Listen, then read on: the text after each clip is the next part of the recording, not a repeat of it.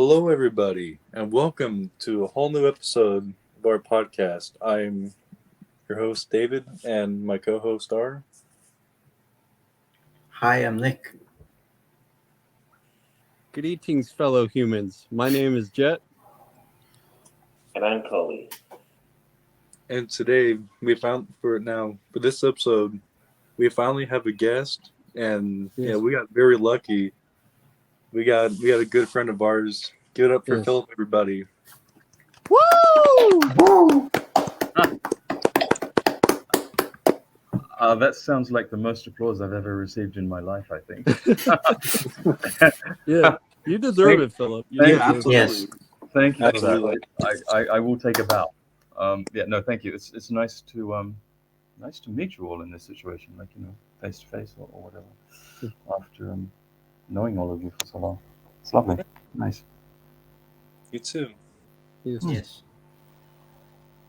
Anyways, to start it off, we have a couple different questions just to talk about and for lead different conversations. So basically, who would like to basically lead off with any type of like an introduction question? My question is, what inspired you to write and compose music? Oh, that is going right back to my childhood when I was probably. I'd started learning piano at the age of 8, but I had no inclination at that time about for writing music. But what had happened, I used to collect autographs of famous people as a child, which I even did into my later life, much later years as well. And I was probably around about the age of 12 or 13, and I sort of wanted to have a handwritten, like original manuscript of a composer um, as part of my collection. And I got out a book which was called The Who's Who in Music, and searched through composers that were here in Australia, specifically in Sydney. And there was a wonderful, incredibly gifted and famous composer named Miriam Hyde, who lived not far from me, just a couple of suburbs away. So I kind of, all of 12 or 13 years of age that I wrote her what you might consider to be a fan letter. And because I knew of her and I knew her music, and I asked her in this fan letter if she would send me an original handwritten manuscript. Um, and she did. Within that week, I got a reply from her, and she'd actually copied out in her own hand one of her piano pieces for me and wrote me something like a 2-page letter, which was incredibly exciting for me. Like it was like because she was just an amazing figure in Australian music, extraordinary woman and incredibly kind and generous.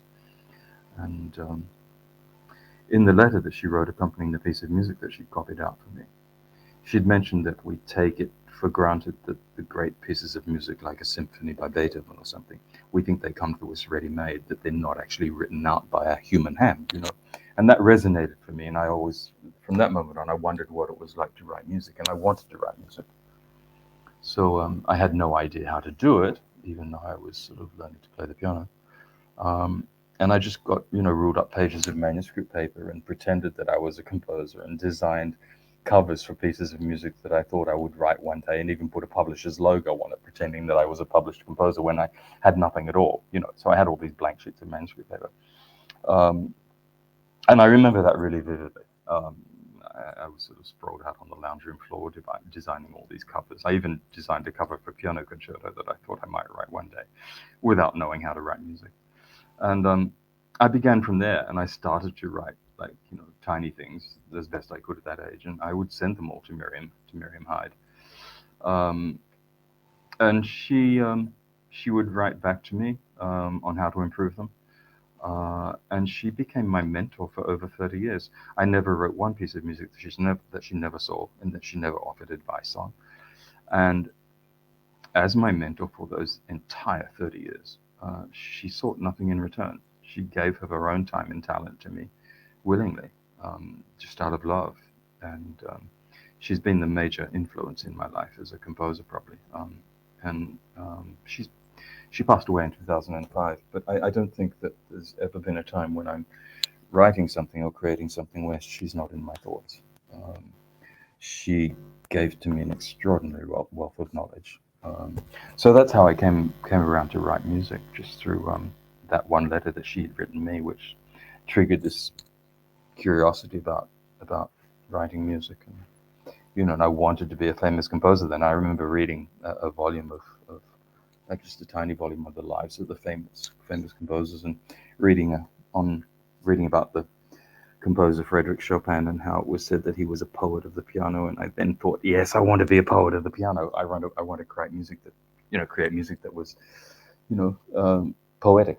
And so yeah, that was basically how I came to write music. I had to train myself to do it, and of course with Miriam as a guide and as a mentor. She helped me as well. She'd say, you need an E flat there, not a D sharp or something. She taught me a lot, but it was all done through letters back and forth with one another, which was a wonderful experience. And all those letters now are in the National Library here in Canberra. They're archived. So yeah, that's how I began to write music. I just sort of had this dream, I suppose, or fantasy of becoming a composer, and I stuck at it and became it. Not that I feel that I am, but that's how that all came about. That's nice. Yeah, it's fascinating. Yeah. Yes. Miriam was an absolute godsend in my life. I pretty much owe her everything. Um, she was just an amazing human being, an incredibly generous heart, and knowledgeable. My God, there was nothing she didn't know about writing music and about composing. So she was honored by the Queen, like she was honored with an OBE and an AO, an Order of Australia, and everything. So she's been well recognized for her capabilities in music in this country. She's one of the leading figures that have been here. So yeah, I pretty much owe everything to her, I would say. That's nice. Yeah. It's pretty cool having someone like a mentor, especially as like a musician, help you out and stuff. So I feel like for many musicians, or even most, probably safe to say, like it's always nice to have someone that can, like, I guess, be there for us to help us, like, show what we need to improve on, or how we're doing, and just to help with that confidence too. Yeah, I think the idea of mentorship, of mentoring young musicians, I try to do that myself now, because I where I can help a young musician in any way, I will do that, and I will do that quite freely and give of my time to them in the same way Miriam gave it to me, because when I try to help someone in the way that Miriam helped me and other people as well, I'm paying their deed of love forward to that person, and that's keeping their legacy alive as well as being a part of my own. But yeah, I think mentors, the idea of a mentorship over a tutor or over a teacher resonates more for me than anything else. Teaching seems to have a different dynamic to it, but if you have a mentor, then that embraces something. I think it embraces a greater humanity within creativity over just teaching someone. I don't know. I seem to think there's a difference there. But yeah, it's important to have people to not only to inspire you, but to guide you. And Yes. it's a shared faith, and it's a very beautiful thing. Absolutely. Yeah. I Pretty cool agree. how a lot of friendships can really come from like just the love of music as well. Yes. Yeah, well, it's sometimes when I step back a bit from being a musician, not that I actually feel I am, surprisingly enough. I've never felt that I was a composer or a musician, yet it's what has defined my entire life. But when I step back a bit and consider the phenomena of music across all genres of musical expression, whether it be rock, indie, rap, classical, baroque, whatever, the fact that music can be such a saving grace to people in their lives, Oh yeah. and that it can offer such healing. It's certainly been a saving grace in my life. I don't think I would be here today if I did not have music to to carry me through some of the rough times in my life. But that phenomena of music itself always amazes me when I step back from my involvement with it to observe it as a part of the human experience, and how people create music, and what they get from that. I mean, I think we're all here to create, and I think, it's our real purpose in life is to create. And I encourage it in anyone who is a musician or has aspirations towards being a songwriter or any sort of creative activity, to pursue it. Even a writer, people who write poetry or words or whatever, it's or a dancer. It's imperative for one's sense of well-being that they are creative. It's a wonderful way to give to the world, to give of yourself, and to leave a legacy as well. Yes. We've gotten deep. How long have we been doing this interview now? we've gone deep already. That's okay. Yes. No. What else? What else have you for me to ask? I will say, I guess similar to that subject is, who were your musical influences, or your favorite genres of music? Oh, my influences in composing or playing piano they vary. Yeah, I feel like I guess for being inspired as a musician, or your favorite music, your favorite bands to listen to, or even Oh, growing. bands, not so much. I actually, this will surprise you. I rarely listen to music, hardly ever, and I almost never listen to my own unless I have to, because I tend to let everything go. I don't hold on to anything I do, which has to do with moving forward in life. I don't think you can move. You can hold onto anything you do, and this can happen in friendships even, where you move forward, which is satisfying your own sense of spirituality or your own purpose of being. But inspiration-wise, as when I was studying piano, my main influence, or who had a huge impact on me, was the showman pianist Liberace. And Liberace was just this huge phenomenon for me. And he was my first inspiration in learning to play the piano. And then as I became more classically orientated, there were other pianists along the way that resonated volumes for me. And my, not my likes changed, but I embraced other types of performances and genres within the classical field. As far as listening, well, if we're going to talk about performers or composers, classical music in composing, Bach and Chopin were my bread and butter.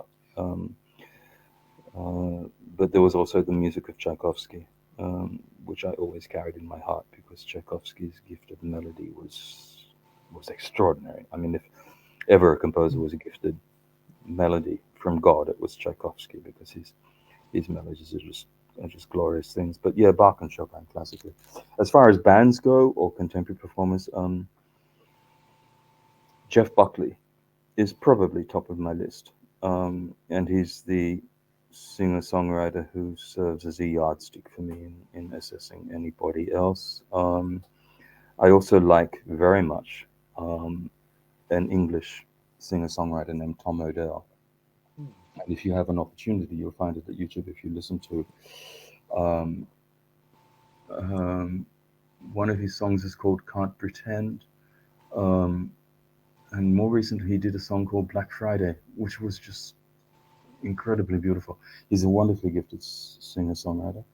And Harry Styles. I have a bit of a soft spot for Harry Styles. I was invited by a friend for my birthday this year to attend a Harry Styles concert here in Sydney, and it was one of the most amazing experiences of my life. It was like a pilgrimage, and he's doing wonderful things, and mostly because he's spreading so much love throughout the world, and I think you have to do that. And Michael Jackson, I went to Michael Jackson's concert here in Sydney in 1987. That was quite an extraordinary experience too. I don't know. There's many people. I like Prince. I prefer Prince over Michael Jackson, but I love Michael Jackson too.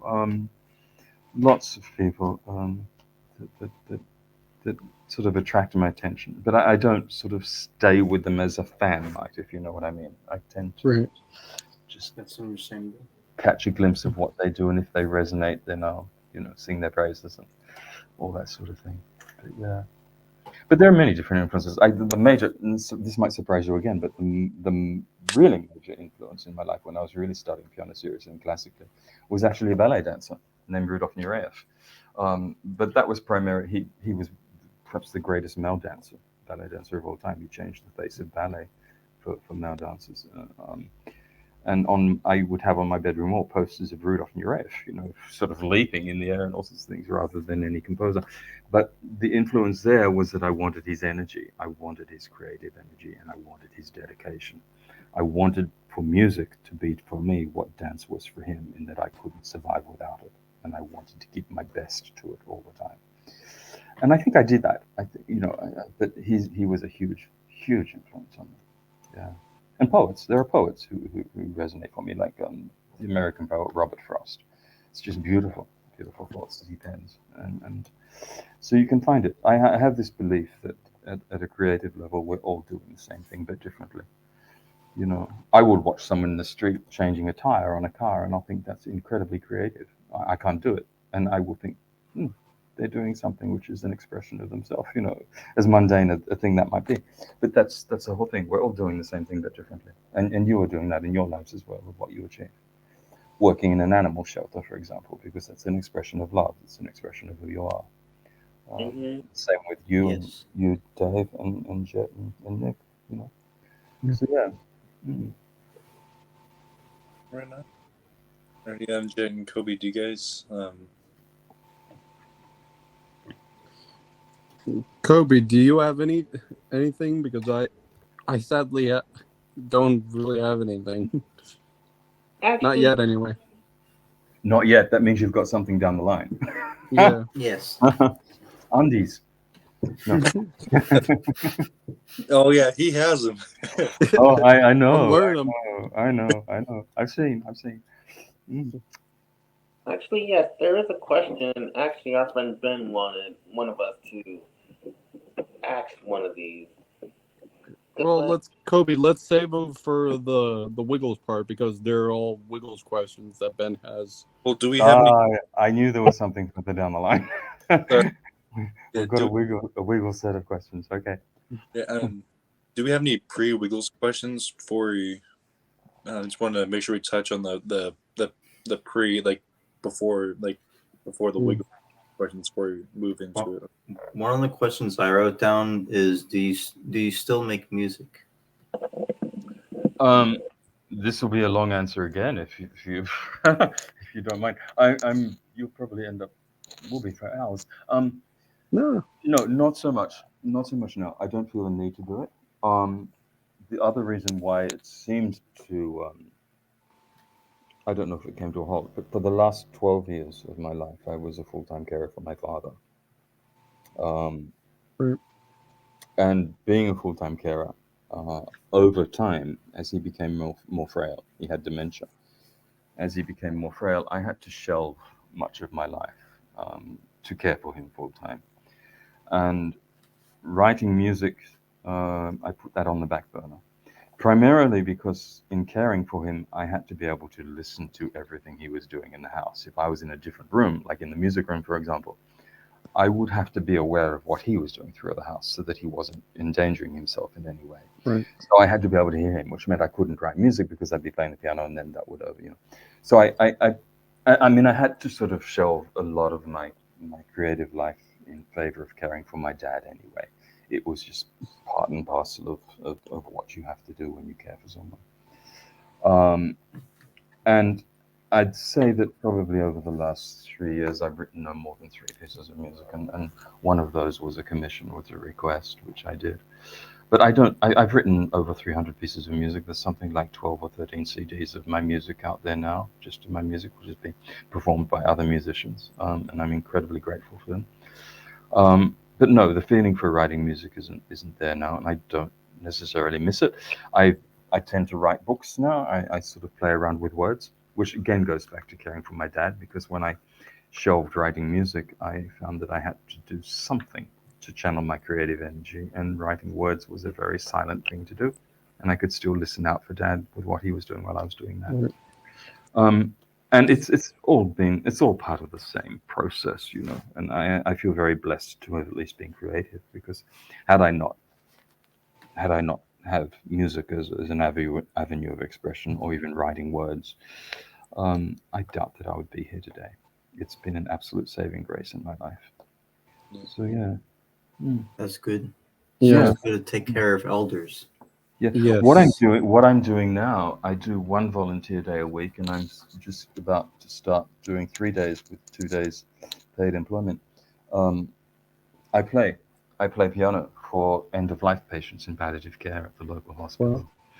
And I do That's this in nice. memory. Yeah, I do this in memory of Dad, and I have to Nice. say, it's the most rewarding thing I've ever done in my life. Everything that I've done in music prior to this, it's just not there for me now, because this is my passion. And I remember the first week that I played for patients, end of life patients in palliative care. One of the patients had passed away while I was playing, and his family came up to me and said how grateful they were that there was such beautiful music playing when he passed away. And that just sort of hit home that this is my purpose now in life. Like I said, everything that I've achieved in music prior to this doesn't resonate for me as much now as playing for end-of-life patients. It's my absolute passion, and I feel like I can really give something beautiful to these people, you know, in the lost stages of their life.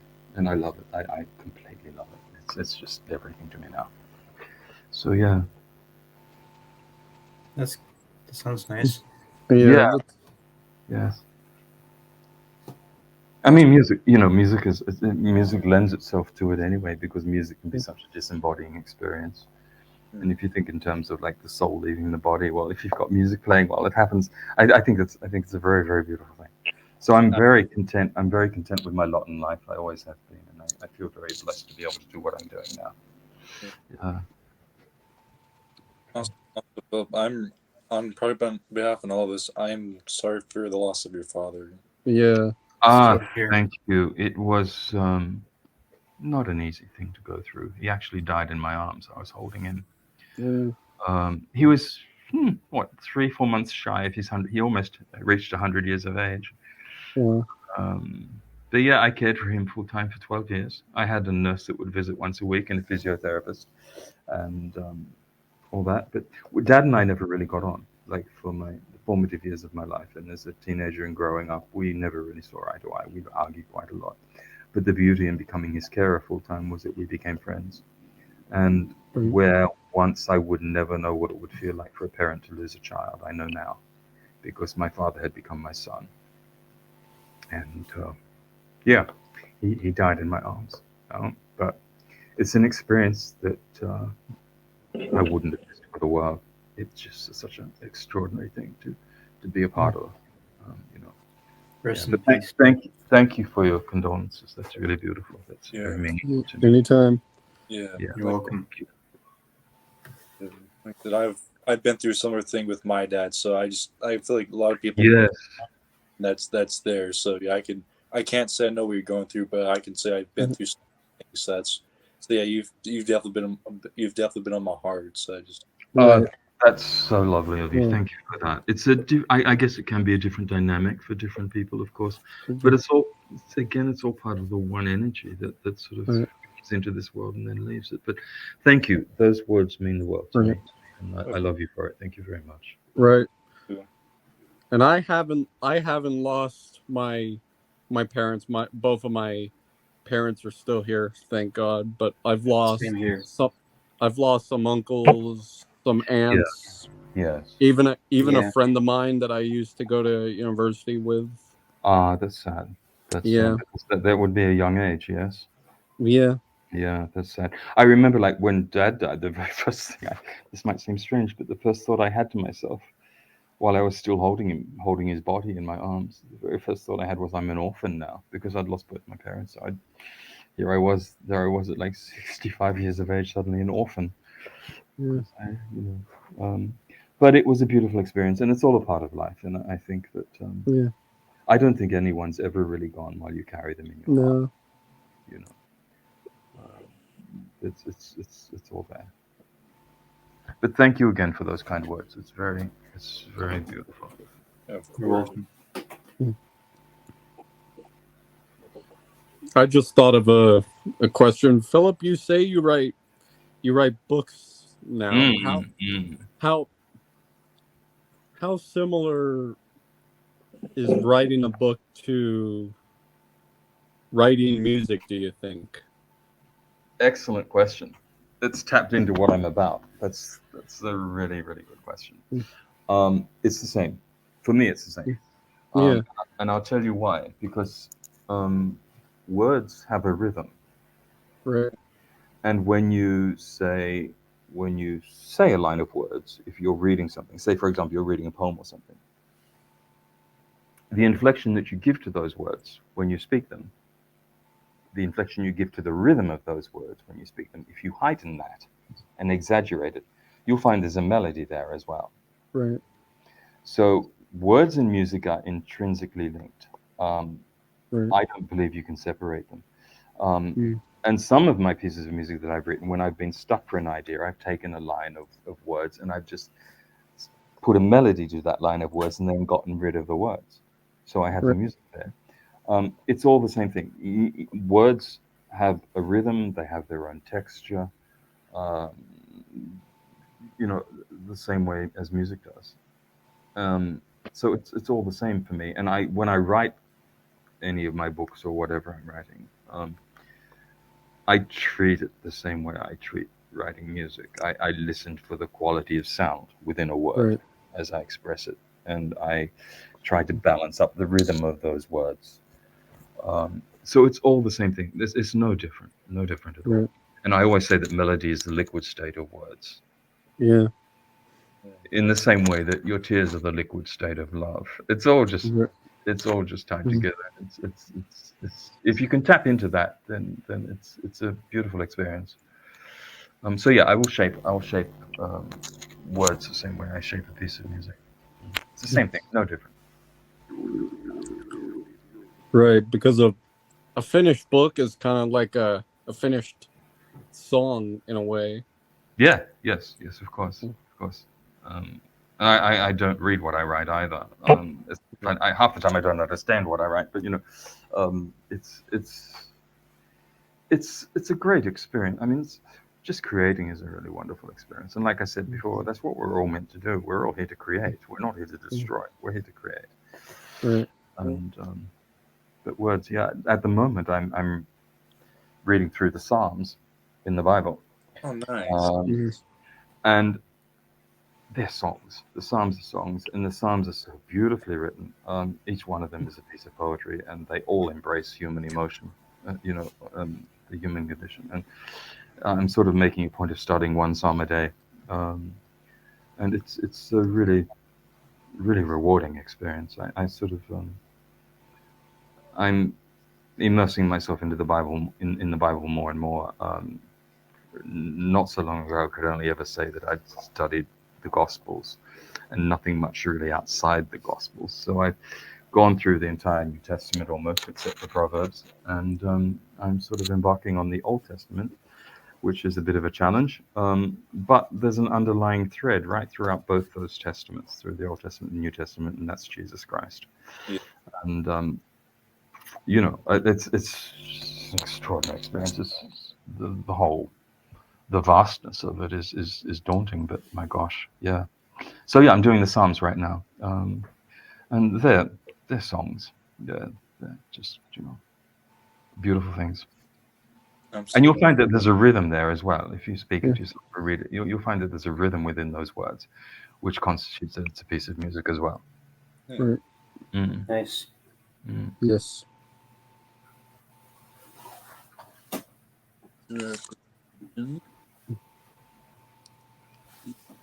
Do we want to get into the Wiggles part of this, or do we want to continue asking more?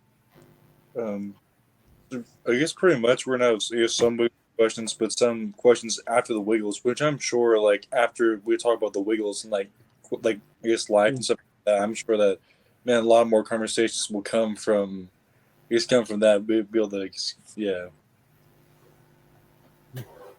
This is like the dentist drill moment, isn't it? Are you ready, Phillip? I'm gonna drill your tooth now. Yeah. Would you like laughing gas or to be put this? Yeah. So how you feeling, Phillip? Exactly. Oh dear. Yeah. Yeah.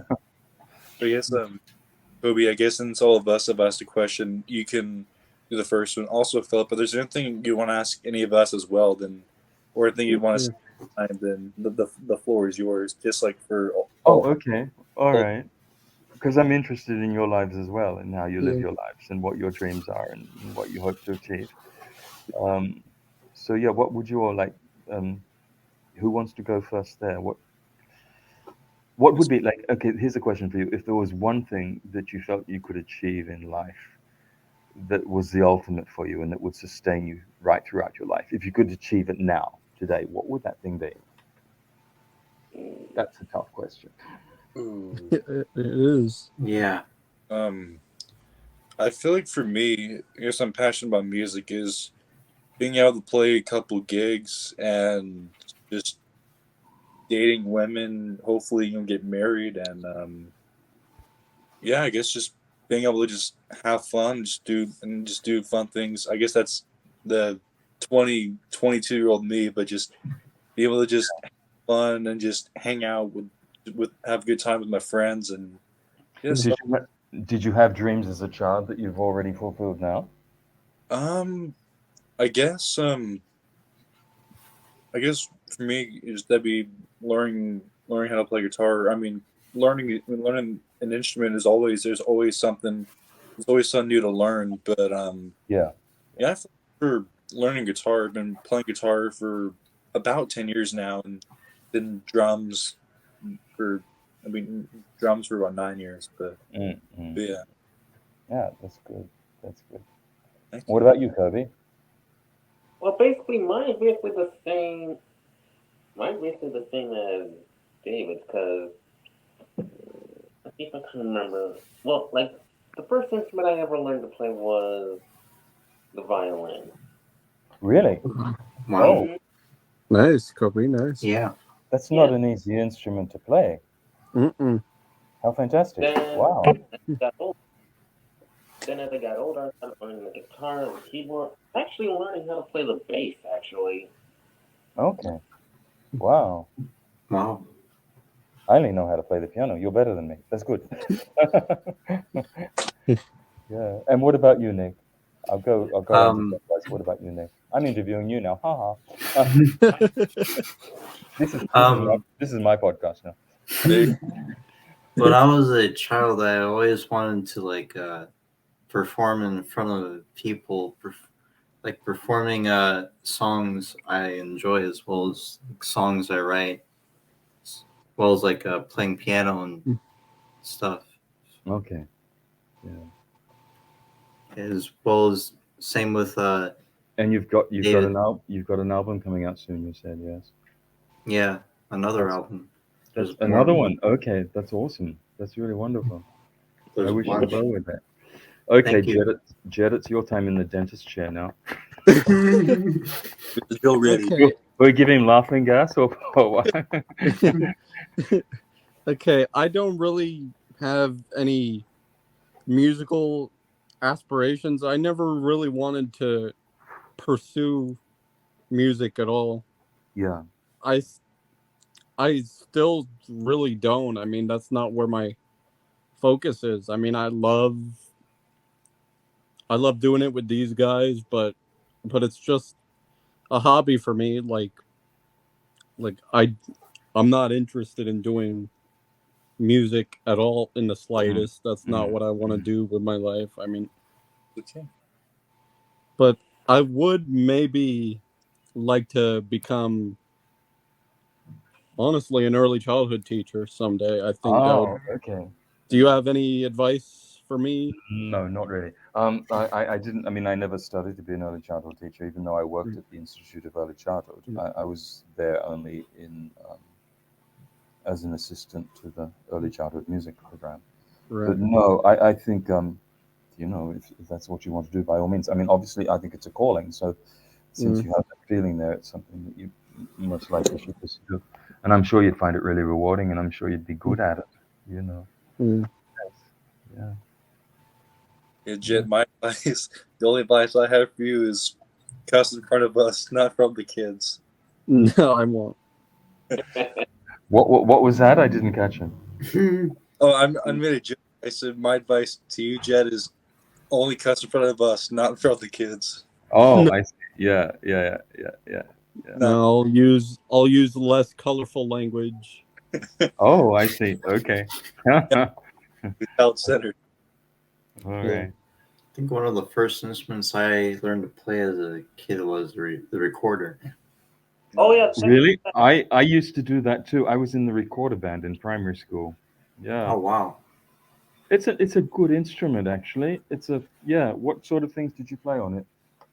Uh, I played like whatever was on like books and like whatever recorder book I had, and Ah. I learned the notes and then learned to play some like original tunes as well as other songs I liked as a child up Yeah. until Yeah. today, Yeah.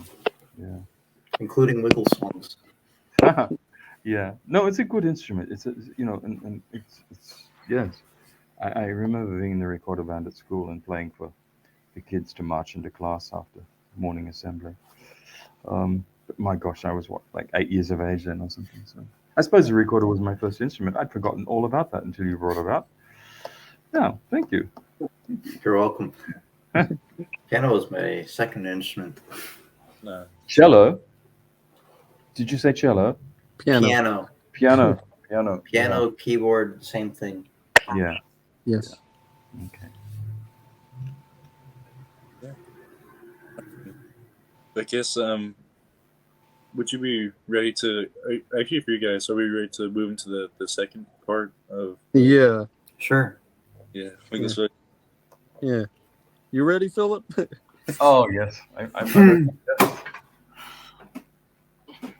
Yeah. We also want to make sure about things like other than Wiggles too, like about things going with your life, but also life in general too. Okay. Yeah. All right. Yeah, I guess Kobe, I guess since we've already asked a question, I guess you can go first.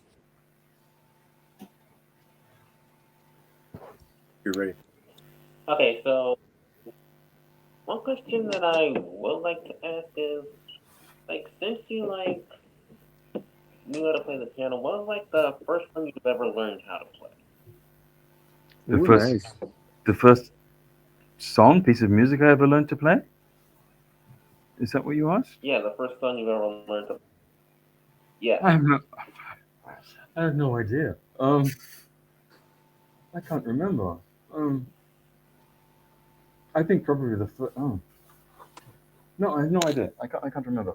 I mean, I know I learned for the first 2 years that I learned piano, and I had a teacher by the name of Gladys Woodward, who was this wonderfully grandmotherly type figure, and I loved her so much. Um, and she was a graduate of the Royal Academy of Music in London, and for the first couple of years, I studied with her. She would demonstrate everything that I that I had to learn. Like if she had a piece she wanted me to learn, she would play it for me and whatever. And I would come home and just play it by ear. And I think for the first couple of years, I bluffed my way through everything, and she thought that I could read music. But I was just copying her and playing everything by ear until one day it caught on that I didn't know how to read music. I hadn't really sort of, taken that side of things so seriously.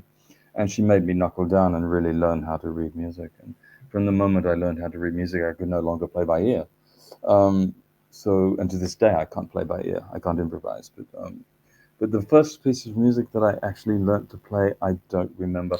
I do remember that, like at a very early stage, there were like traditional folk tunes and things like the Bluebells of Scotland and early like technical studies by Czerny for classical things. And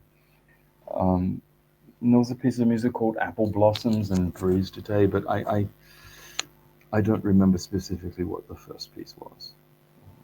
Mm, that's a tricky question. That's understandable. Yeah. Like I don't remember the first piece of music I learned. What was it? I don't remember. Oh, you don't? Yeah. No. I think it's Well, I've got 40 plus years on you, so I have to rack my brain a lot more. I think Yeah. I feel like when I first started learning guitar, this is when my dad was, still with me. He taught me like a couple chords, but I think it was like Jailhouse Rock, Elvis Presley on the guitar, like learning the basic like chords. Yeah. Yeah, guitar. Yeah. Yeah. Then from there, just moved on to like learn Beatles and other classic rock, and then worship and gospel. Yeah, the Beatles are fantastic. I mean, Yes. they're fantastic for me mostly because of their, I think their focus on melody really appeals to me. I mean, songs like Yesterday and Fool on the Hill. Oh my gosh, Fool on the Hill is an extraordinary song. And Norwegian Wood. I mean, they're madrigals. They're modern day madrigals. And I think, I love that they're so attuned to melody. It's a Yes. major component in writing music. Some of the things are just extraordinarily beautiful. Yeah. Yeah.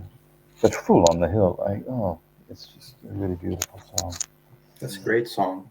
Also, as recorder, I think doing the solo. Yeah. Yeah. The flute. Are you talking about the flute solo? Oh, sorry. Yeah, I thought it was recorder, but it was. Oh wait, it was recorder. I remember. Okay, yeah, yeah. In the Woodwind family, we'll say. Yeah. Yeah. Yeah. Phillip, have you heard Now and Then, the latest Beatles song? No, I haven't. No. That's the name of Greg Page's autobiography. No, I haven't. Yes. Haven't heard it. Yeah. I don't, like I said, I don't actively sort of listen to music. I don't switch on a radio or I don't switch on whatever you have to listen to music these days, unless someone wants me specifically to listen to something, or I have a need to. I don't, because for me, I assume that most people listen to music for relaxation, whereas silence is relaxation for me. I prefer just to have nothing, just be left with my thoughts. I don't actively listen to music, and least of all my own. I rarely ever listen to my own things. Right. I can't do it.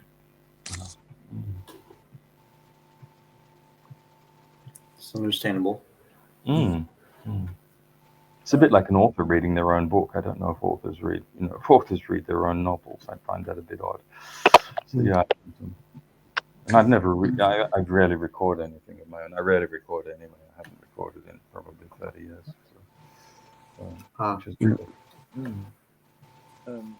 I do have one question to bring up the Wiggles. Anyway, so I've been kind of trying to learn about. I guess obviously, like I know that obviously there's a keyboard in the studio. I've read Greg's autobiography, talking about like doing like different sounds and stuff. I was wondering what kind of instruments did you guys have in the studio? 'Cause I heard there's like a lot of like acoustic guitar, bass, and keyboard and MIDI drum. Do you mean at Tracking Station during the recording of the Devo album? Yeah. I remember the guitars that were there. Of course, I don't really remember much else. But what happened there? We'd gone to Tracking Station to record the Devo album after firstly trying to record it here at my home in the music room. And I remember that day when we tried to record the Devo album here, Murray had brought in the recording equipment, and there was a small keyboard, I think a Casio keyboard that I belonged to maybe Greg, I think. I could be wrong there. And that was I placed it on my grand piano so I could work on that with the grand piano here. But none of that worked. Like we couldn't really achieve anything great here. And we then decided to go to the auditorium at the Institute of Early Childhood and try and record the album there. Because the Institute of Early Childhood had a grand piano as well. and we need the piano, of course. That didn't work either. So um, the option then was that we go to tracking station, recording station in the city, which I think now is known as JMC Academy, I think. And again, and tracking station was a large studio. It was a really professional setup, and it's now an institute of tertiary study institute for people who want to study sound engineering. But we went to tracking station again because they had a grand piano as well, and the thought was that we needed a grand piano, of course.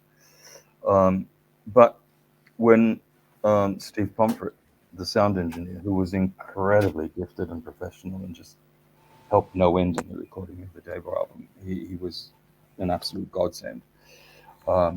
When he set up the mics to record the piano for me to play, those tracks that had piano parts in them, the mics were too sensitive and were picking up the sounds of the felts. And I think we had the Casio there as well. I don't know. But at the 11th hour, in a moment of panic, Steve Pomfret arranged for this magnificent digital keyboard to be brought in, to be used. And on that keyboard, it had simulated sounds like violins and other sound effects and whatever.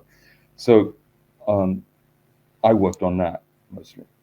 So there were the guitars there, of course, and Anthony's tin whistle. Anthony played tin whistle. I can't remember much else, but on the Davo album, where you've got any song or piece of music that is cited as traditional, arranged by the Wiggles, that's mostly me playing on the keyboard with simulated sounds. So where you hear a violin, that's me. I know that the Davo album, I think, only credits me with being piano and vocals, but I was also the violin, I was also the cello. So I was all those other instruments, but I was using this magnificent keyboard to produce those sounds, simulated sounds. So yeah, that's that. So yeah, it's how that came about. And my memory is that we have an amazing, iconic singer here in Australia named Johnny Farnham, who recently has been sort of fighting cancer and things. And, extraordinary voice. And my memory is that the keyboard that we used for the Davo album, or rather that I played for the Davo album, Steve Pomfret secured that from Johnny Farnham's keyboard player. I'm not 100% sure on that. That's my recollection. And I touched base with Steve Pomfret quite recently on LinkedIn, and he couldn't remember exactly where it came from. He had an idea it was someone else's, but I can't remember the name of the person. But it was through Steve Pomfret that really we got the keyboard and the Davo album could finally be recorded. But Steve was a wonderful sound engineer, and I actually worked with him myself on a couple of my own projects afterwards at Tracking Station on the same keyboard. I asked him if he could get the same keyboard for me to work on. Yeah, but it was a superb instrument. I mean, it's not the type of thing I play, or I was used to playing at that stage, but it had weighted keys, and it was a glorious thing. I could do anything on it, and, create nuance and whatever. But yeah, the Wiggles album actually, as it exists, the Davo album, is actually only the demo tape that we submitted to the ABC. Wow. That's it was never re-recorded. We submitted the demo tape to the ABC, and that's what you got as the published Davo album. That's exactly what we recorded it that day, that week. Yeah. So yeah. Nice. I'm sorry that they didn't get the full credit. Yeah. It's I kind of like the mystery that's surrounding me as Fifth Wiggle. It always amuses me. I think that I have to say Greg Page, God bless him, is the only Wiggle that has afforded me a credit, as I feel it probably should have been afforded me. I mean, in his autobiography Now and Then, which came out in 2011, he almost dedicated an entire chapter to me in that book. And he says I'm a musical genius. Well, I'm not. It was lovely for him to say. And actually says that my input on the debut album was substantial, and he's the only one that has really gone out of his way to credit me with what I did for the Wiggles beginnings, and I appreciated that. I appreciated it so much at the time that I emailed him, which was the first time I'd ever reached out to any of them since 1992, and that was 2011. I emailed him, and he emailed me back. I just said that I was grateful for what he'd written about me in his book. It's not 100% factual, but I think that's understandable. Yeah. But, and he replied back to me that he was glad, and that my contributions shouldn't be forgotten, and I appreciated that as well. Yeah. But I think it's the type of acknowledgement that Greg gave me is the type of acknowledgement that really should come from someone like Anthony Field, who was the chief founding member of the group. Right. But I don't think Anthony has said all that much about me. I think in recent years he's made scant reference to me. But it's all good, because I have to say, the love that I get from people like yourself, and the love that I get from Wiggles fans, especially since the 30th anniversary, when you all started reaching out to me on Instagram and wishing me a happy birthday, and so many of you become my friends. Yes. That's the best reward ever. Yeah. That beats anything, and I love every one of you for that, and it's just been really wonderful. So I'm so grateful for that. That matters more to me than anything, and that we can talk about creativity, and I can encourage people where it's means the world to me. So thank you, all of you, and thank everybody out there who's listening to this, that I've been engaging with, for being the wonderful friends that they've been to me. I think you deserve recognition. Absolutely. Yeah, you deserve recognition. Absolutely. Yeah. We give you your recognition even if the Wiggles themselves won't. Well, I mean, like I said, Greg did. Greg did. Yeah. And Seems to be but very. it doesn't matter. It would be nice to hear Anthony actually acknowledge everything I did for him. Because I only became a Wiggle at his request. Right. He asked me to do it, But I that's up to him. That's up to him. Yeah.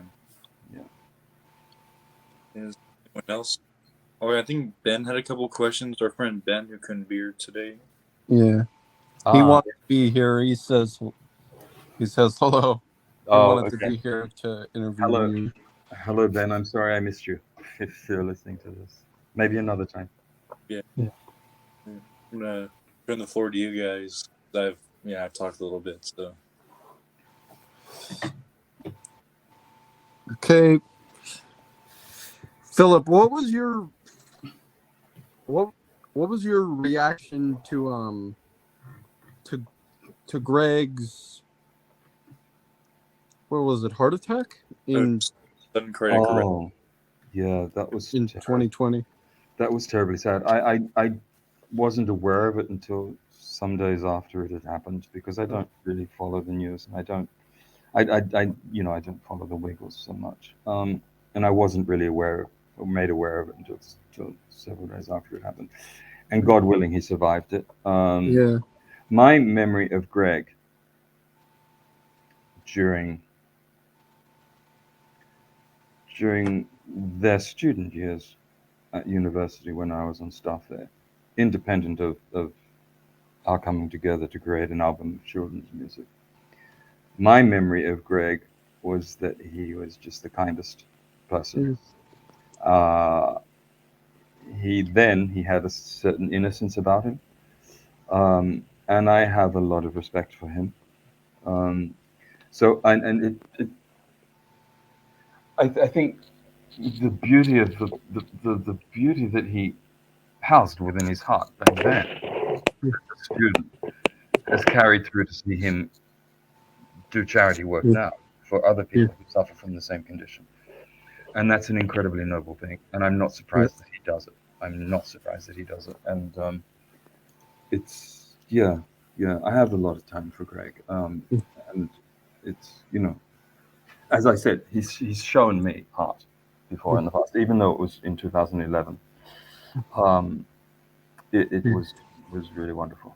So, but I'm glad he survived it, and I'm especially glad that he's turned such a hardship into a heartship, if I can say that. Yeah.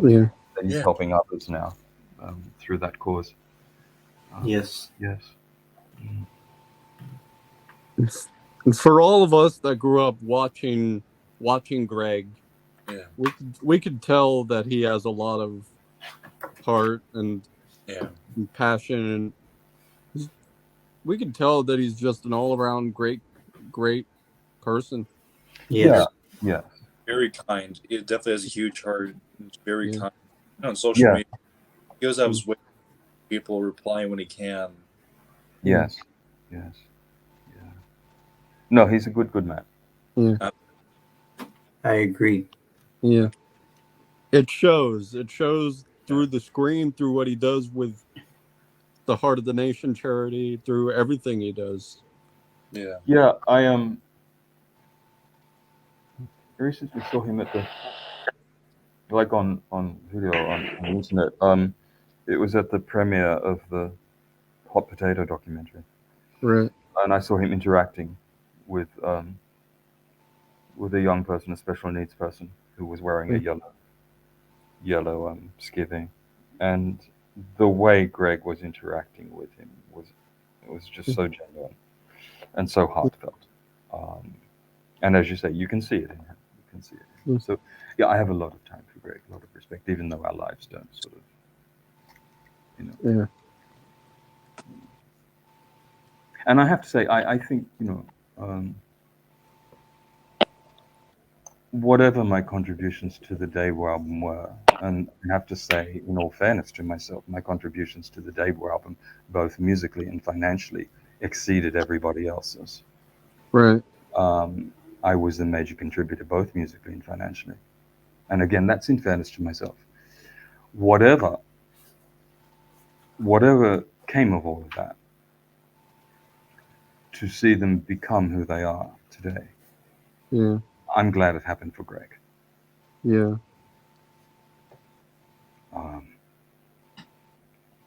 And I think at the time when I was working on the debut album and when it came time to sign contracts, to finalize any deals, whether it was with Phonogram or the ABC, in my heart, I signed for Greg. Right. Yeah. So he's a good person. Yeah. Yes.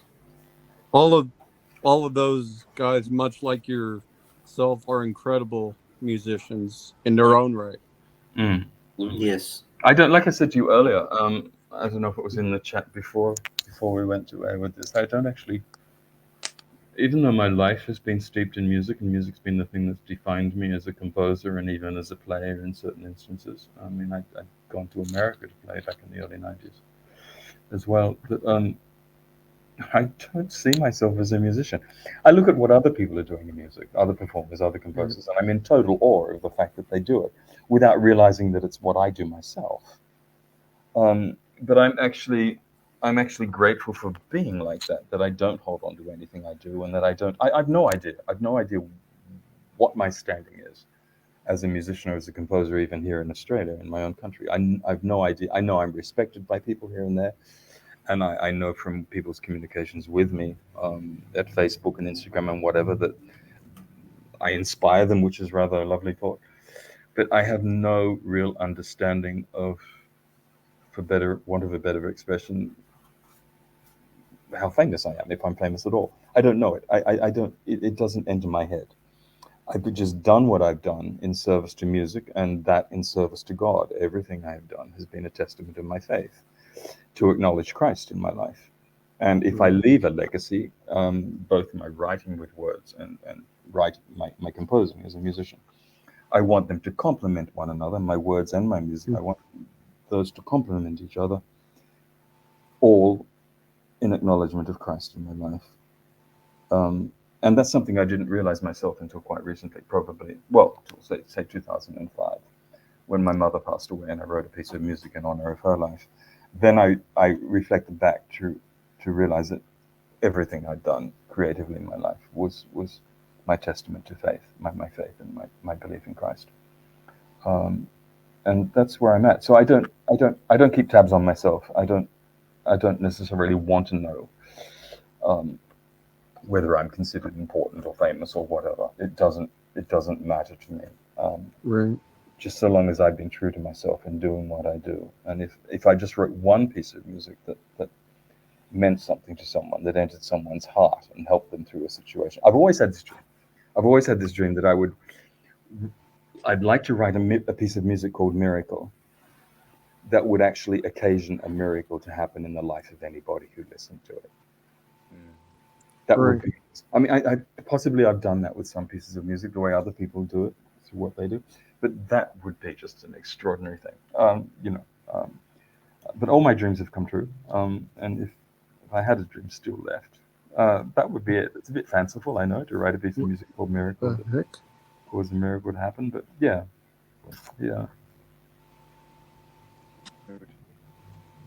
I did not put a thumbs down. I don't know why my screen did that to me. I didn't I put saw that you gave me a thumbs down in my I didn't. My screen did. in my intensely spiritual moment. You gave me a thumbs down. I promise you, I didn't. That was just No, my. no, that's all right. Well, if you're standing on your head, it's a thumbs up, isn't it? There you go. Yeah. I think. I don't know. Yeah. That's funny. Do any of you guys have any questions? Or I mean, I know you guys do. I know that Ben has some for me. Yeah. Yeah, we're on the Wiggles part now, right? So Yeah. Hey, I'm in the dentist chair waiting for the gas mask. I'm waiting for the laughing gas. yeah, Philip, I've asked you this privately, but I'm gonna ask you again now for the okay. podcast.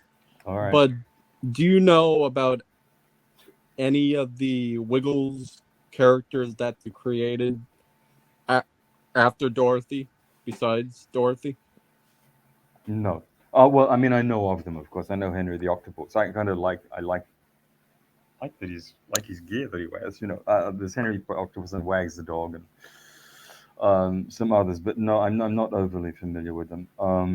And at the time I was working on the Debo album, there was Mischief the Monkey, Right. who's like he's like my son. I love Mischief. He's still with me. How is he? hmm? How is Mischief, by the way? Oh, he's doing well. He's sort of, I've been telling people that he's been writing his memoirs for 30 years, but he can't get past page 1. He's doing all right. He eats me out of house and home when it comes to bananas. But he's doing fine. But yeah, Mischief, and I understood this from my time with Anthony Field especially, and I think it was confirmed in Greg's autobiography. I may be wrong, but Mischief was originally going to be the first mascot before Dorothy was decided upon. And I remember not long after I'd written Mischief the Monkey, and that happened all very quickly.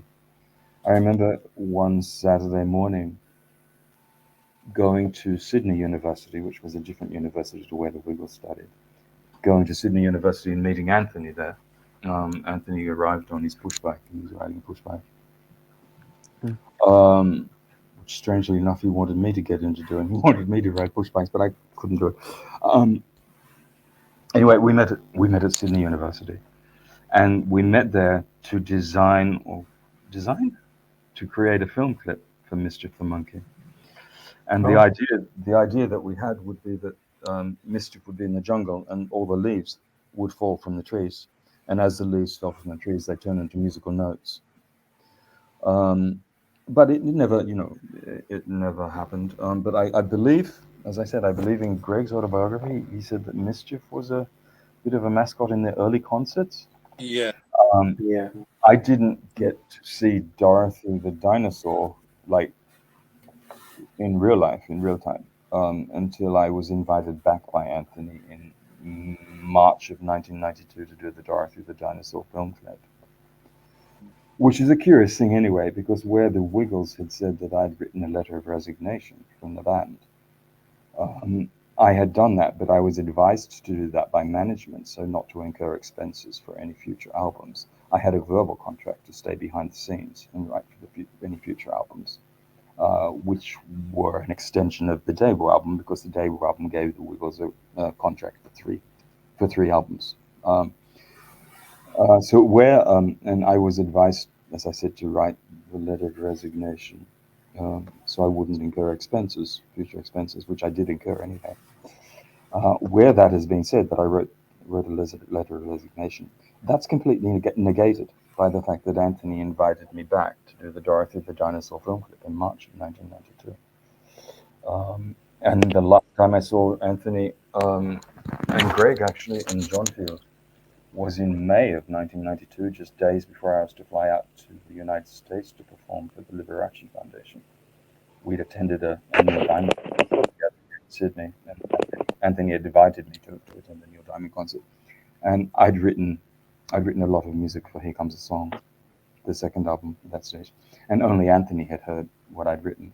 I'd written a lot of music for her. And at the Neil Diamond concert, before I flew out from America, we discussed how I'd come into the studio to record all that material for Here Comes a Song on my return 3 weeks later. But on my return 3 weeks later, I found that the album had been recorded in my absence without me. So, yeah. But Yeah. what was your question there? I don't remember now. Oh gosh, something to do. Anyway, yeah. About the characters, is that right yet? About Yeah. It would be interesting to hear a version of Here Comes a Song with your contribution. absolutely. Yeah. I am. And most of the, excuse me, most of the song lyrics I wrote and poetry that I wrote for Here Comes a Song, I published like in recent years, the last couple of years, as a small book of poetry called Flowers in Flight. Oh wow! And I had written, I'd even written a children's pantomime to be performed in an early childhood setting by children, and it was called Bebop, and that was quite a lengthy thing for Here Comes the Song. But and like I said, Anthony had heard several of the things that I'd written, and he said that he loved them. But yeah, things kind of went a little bit pear-shaped there. But I have no regrets about that because it's I'm satisfied immeasurably by my own. And there were two lullabies for violin and piano that I wrote for Here Comes a Song that are actually at YouTube. I think if you just look up two lullabies by Phillip Wilcher, you'll find them. And they were recorded in Anthony's presence at tracking station with Anthony as the producer. And they were meant to go. They were originally written to go with Here Comes a Song. So yeah. right on. Sounds nice. Yeah. I guess Kobe and Nick. I guess we're around the Wiggles. Can't think of any right now. Do you have Ben's? Do you have Ben's question? Yeah, I do. Ben was wanting to know, Philip, if you have ever listened to the Cockroaches before you were a Wiggle. I knew of them. It's a long story. Do you want it? Yeah. Okay. I mean, I knew of them, of course. And when I started the job at the Institute of Early Childhood, where Anthony was a student, I started there in 1989. And I believe Anthony had been a student there for a little while prior to that, or he deferred or something, I'm not sure. But I didn't meet Anthony until 1990, the following year. And my job at the Institute of Early Childhood primarily existed to support the early childhood music lecturer, who was a wonderfully inspired teacher named Rosemary Hall. And you'll find that most of the traditional material, actually almost all of it that is on the Jabu album, came from Rosemary Hall's teaching resources. That is material that Rosemary Hall taught Anthony Field and Murray Cook and Greg. So credit where credit's due, Rosemary Hall should be acknowledged as being a primary influence in the life of the Wiggles and their education. She was a wonderfully inspired teacher. She'd studied at the Gadai Institute in Hungary. And at that time, I was looking for a part-time job that would favor my creativity. I didn't want a full-time job. And a friend of mine, who was also a friend of Rosemary's that had studied in Hungary, mentioned to me that she was looking for an assistant. And the reason she was looking for an assistant was because Rosemary had some serious health concerns, and she needed someone to come in and help support her and support the program. And I took that job, and it was only 17 hours a week. And I took that job in 1989. I wasn't a teacher, as it has been said in the press. I wasn't a lecturer in early childhood. I just assisted Rosemary to keep the program afloat. And in 1990, during one time when she was off ill, I had to give her third year class the work that they had to do for that, for that day. And I remember going into the music room to hand out all the worksheets and whatever it was that I had to give the students. And as I opened the door, everybody was laughing, and then everybody went, like they didn't, And there was Anthony. He was wearing overalls, blue overalls at the time, a white shirt. And there was Anthony in the middle of, they were all sitting, all the students, tertiary students were sitting on the floor. And Anthony was like slap bang in the middle of it. And the impression I got from him, he was being like the life of the party. And all of a sudden, I opened the door. The party had to stop because it was, a serious moment of education, that kind of thing. So there was that I first noticed. And I looked at him and I thought, oh, okay, class clown type thing, affectionately. And as I walked out, I turned around and looked at him again, and I said, you look like the lead singer of the Cockroaches. Because he just looked like that to me. I didn't know who he was. And everybody laughed because he was the brother of Paul Field, the lead singer of the Cockroaches. Right. So, I wasn't wrong in saying that.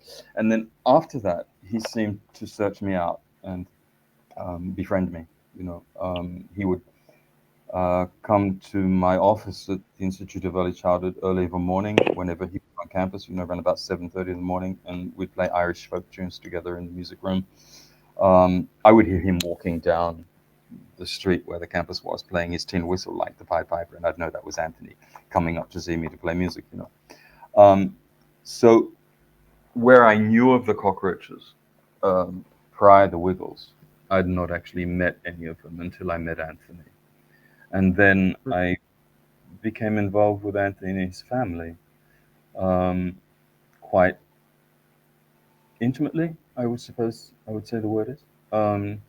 Anthony Field and his mother, actually, whether they still are or not, they're my godparents. Anthony became my godfather in 1991, and his mother became my godmother when I converted to Catholicism. So the relationship was quite established at that stage. Yeah, it was in 1991, in March 10th of 1991. I converted to Catholicism and I was baptized, and Anthony became my godfather. His mother became my godmother. Oh, wow. Whether that still stands today, I don't know, because I don't see myself as being part of any denomination. I just believe in the teachings of Christ. There you go. But Yes. do you want to hear how that all came about? Yeah. Sure. Okay, I'd been going from 1989 through to 1994. I'd been visiting the United States, and I would play at celebrations honoring Liberace, the legendary shaman pianist. And the first time I did that was in 1989, and then I did it in 1990. And there was a wonderful man there. I used to stay in Liberace's home in Palm Springs.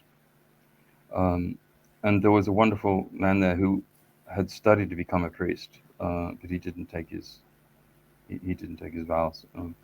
And his name was Vince, and everybody called him Father Vince, because whenever he'd go out to dinner with Liberace, waiters would serve him first over Liberace because they just naturally thought that he was a priest. And Father Vince became such a wonderful figure in my life. He became a second father to me. And one time when we were at Mass together, opposite Liberace's home, I told Father Vince that as a child I'd venerated Mary, I'd venerated Our Lady, and I'd always, I had a rosary bead and everything, although I wasn't a Catholic. And Father Vince didn't push his religion onto me in any way, but he gave me a catechism to bring back to Australia and read. Um, it was just a gentle nudge in case I was really having leanings towards Catholicism. And when I came back to Australia, uh, at that time, I'd mentioned to Anthony that Father Vince had given me the catechism. And that he'd also given me, actually, Father Vince had also given me Liberace's prayer book to St. Anthony, which I gifted to Anthony Field. I gave the prayer book to Anthony Field as a gift. It was just a small prayer book that had belonged to Liberace. Anyway, I'd mentioned to Anthony Field, about Father Vince giving me a catechism. And Anthony encouraged me to take up the Catholic faith, and he arranged for me to have instruction from his family's priest, who was a wonderfully holy man named Father Max Balabansky. And I don't think Father Max will be with us today. And I had 6 weeks instruction at the Mount St. Francis Friary at Kellyville, not far from the Fields family home.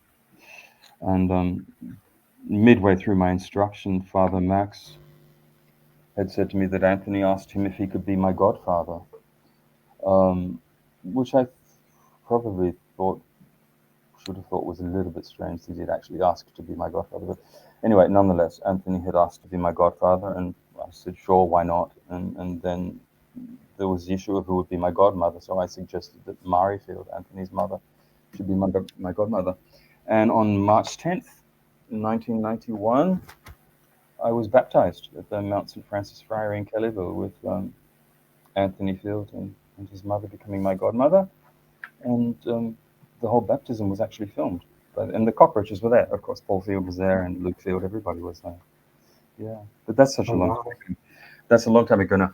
But as I said, I'm of no fixed denomination today. I just follow the teachings of Christ. And at the moment, I'm presently trying to catch up on what I've missed out with the Bible all these years.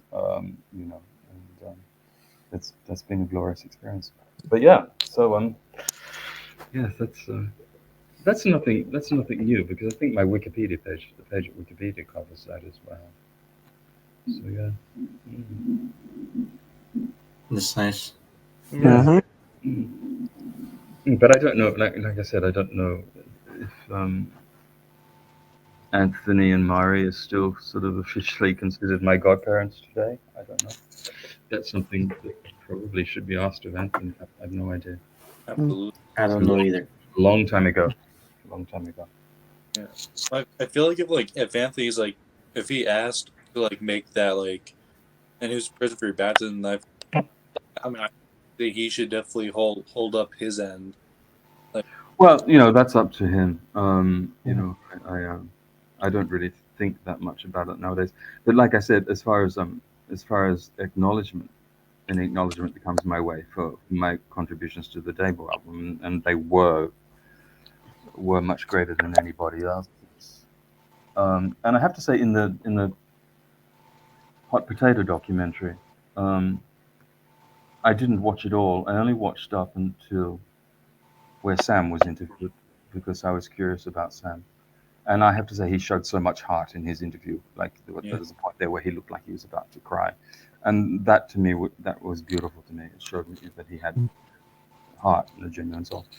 But Murray referred to me as a guy they met at university who wrote some piano pieces. That struck me as being rather dismissive. And Murray's overall contributions to the Dable album came in at 11.10%. And financially, Murray only contributed $25 to the recording of the Dable album. Wow. So for him to dismiss me like that, it threw me back a bit. I think he probably needs to think back over the years to what I exactly did do for the Dable album. Because, as I said, my contributions, both musically and financially, far exceeded everybody else's, and certainly Murray Cook's. So I was I was thrown back a bit by how Murray just sort of dismissed me. Yeah. But anyway, like I said, the greater reward for me is having acknowledgement from people like yourself and Wiggles fans, who I love. You're all in my heart, and It means the world to me. Let's see. Another question that Ben wanted to know is if Will I need If more the- laughing gas?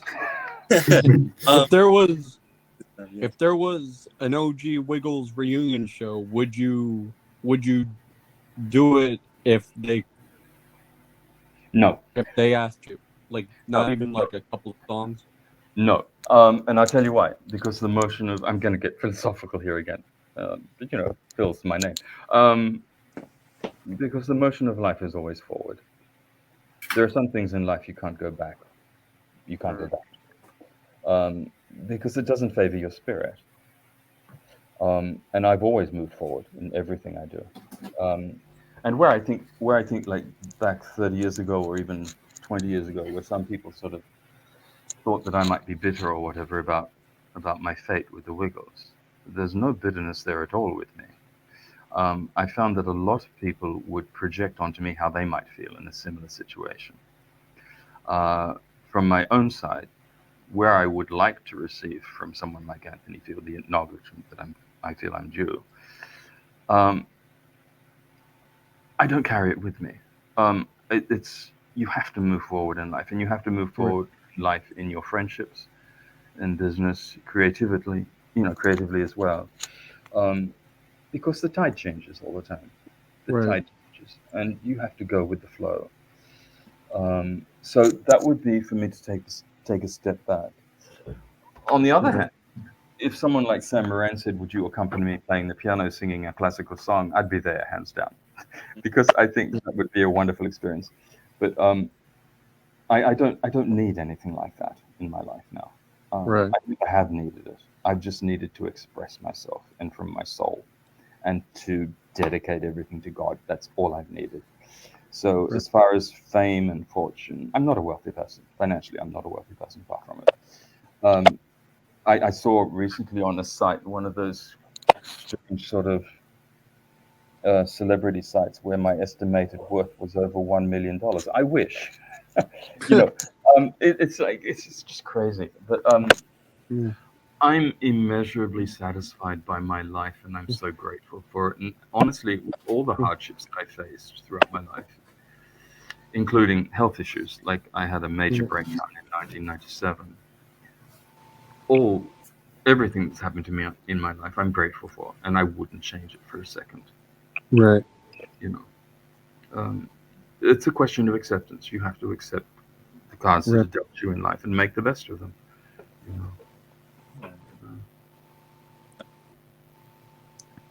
Something I really respect about you, well, many things, but one of the many things is definitely like how wise you are, and the like how much like wisdom you have, and like the depth of that. It's like I said to you before. Sometimes, like when I've written a book, and like 18 months after the fact of writing it, I get the proof copy from my publisher, and I have to do the proofreading of it and correct everything. Half the stuff I read, I don't know what I'm. I sort of don't know where it came from, and I necessarily don't know what I meant. So I've had someone actually quote myself to me, and I didn't realize that it was me they were quoting. But that's nothing exceptional, because that's all centered in love. Yeah. I'll take a word, or I'll take a line of poetry or something, or an idea, any idea that's presented to me, and I will dig deep to find what I can find in it. Like at the time when I was caring for my father, and I had to give up writing music, and I turned to writing words, I disciplined myself every morning to writing 7 thoughts. 7 primarily because it's God's number. And I would discipline myself to writing 7 thoughts every morning, about anything, even if it was just a one word. And then I would shape those 7 thoughts as I would a piece of music, like I said to you before. Those thoughts are what turned into my books. I then presented my books called Heart Matters. I have 3 volumes of books called Heart Matters, which is just inspirational thoughts or thoughts about music. That's how I came to write my books. It's like keeping a diary. There was a very famous French author named Anais Nin, and she said, if you keep a diary, one day it will keep you. And there's some truth to that, I think. I think if you verbalize something, I think everybody should write their life story. You all should sit down and write your life story. because once you do that, once you verbalize it, it changes. It adds meaning to it, and you'll find that even if you were to write a story about how you went shopping for, at the local supermarket, you come home, you write that into a story, it changes. It becomes something more than what it actually was. That's where you find the wisdom within things. I don't see myself as very wise. I actually see myself as kind of stupid half the time. I have there's so much that I don't know. So many everyday type things that I don't know. That I like playing with words. There's a whole host of wisdom to be found in words, in the word, the word of Christ. Yeah. Yeah. But thank you for that compliment. It's yeah. It's nice. Yes. It's funny because I think with my Instagram page, I think when I get a Wiggles fan sort of sending through that they want to join my Instagram page, I kind of wonder what they're going to be hit with as soon as they open it, because there's nothing really there Wiggles related. There's all this heavy kind of philosophical stuff, but that's me. That's me as I've been right throughout my life. Well, you guys. Okay, Philip. Mm. Again, I've asked you this before, but I'm gonna ask it again. Have you seen or heard any of the things that Sam did during his time with the group, with the Wiggles? Oh, only recently, only in recent months.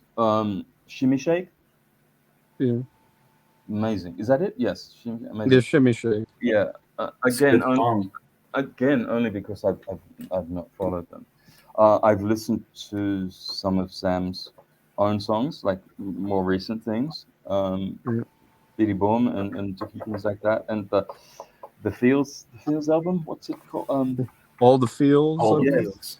Yeah, wonderful stuff, incredibly Yeah. beautiful things, and I have a lot of time for Sam. We've touched base a little bit over the last few months, in private messages, and I think the Wiggles can consider themselves blessed to have had him. Yeah. I think he certainly saved the Wiggles when they needed to be saved.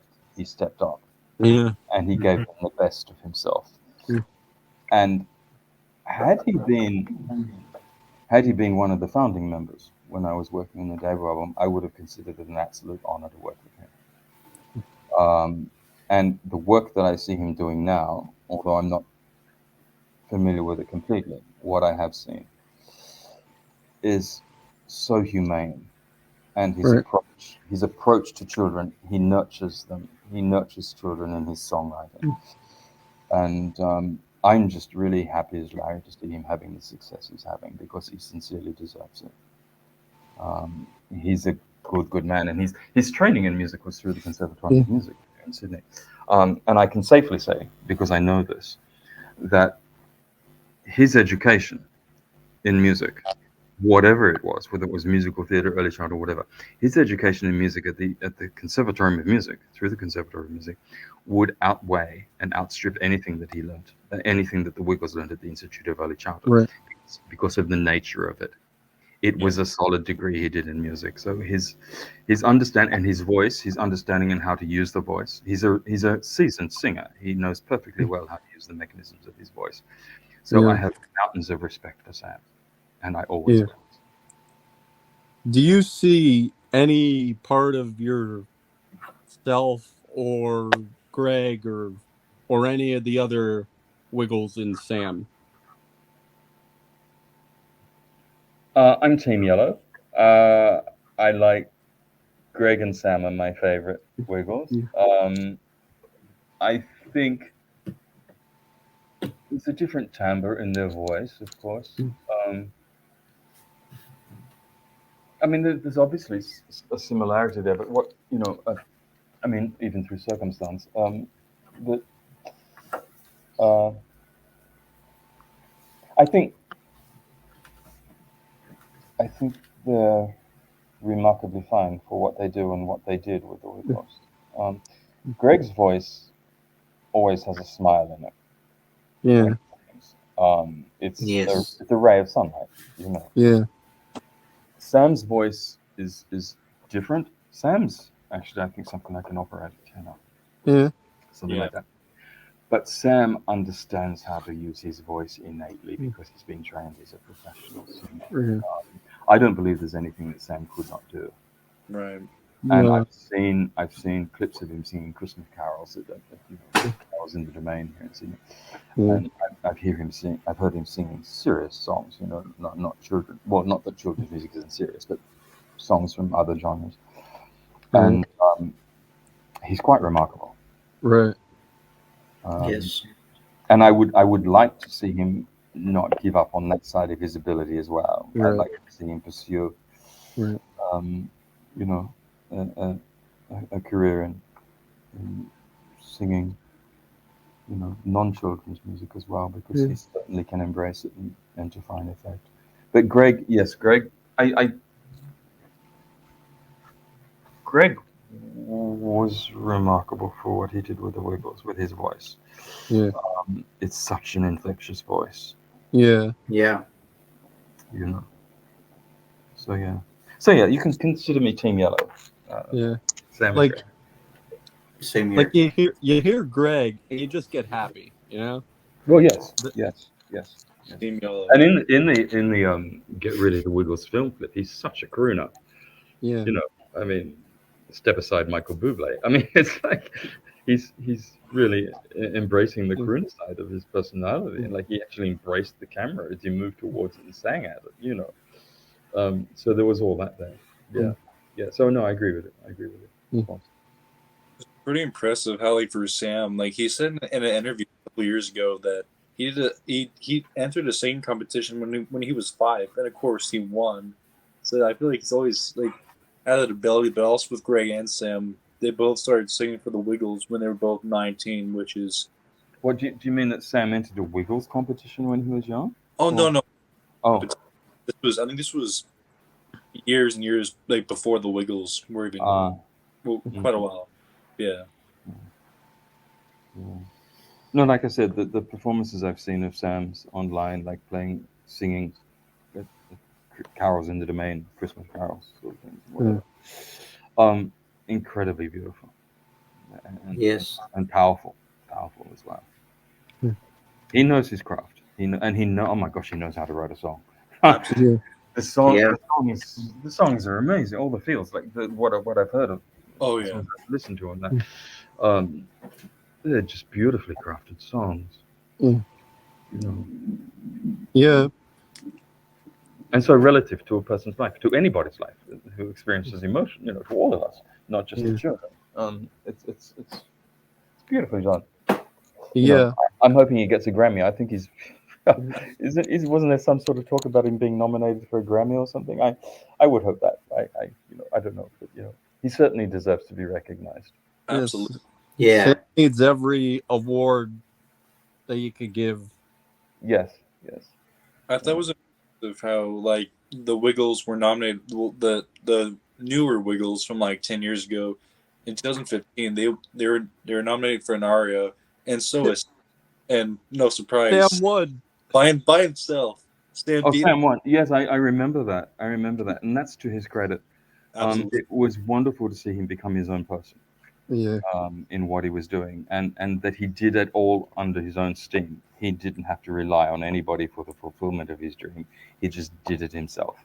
And kudos to him. And I, like I said, I have so much time for him. We've connected a few times in private messages at Instagram, and he's just a lovely, lovely person. Yeah.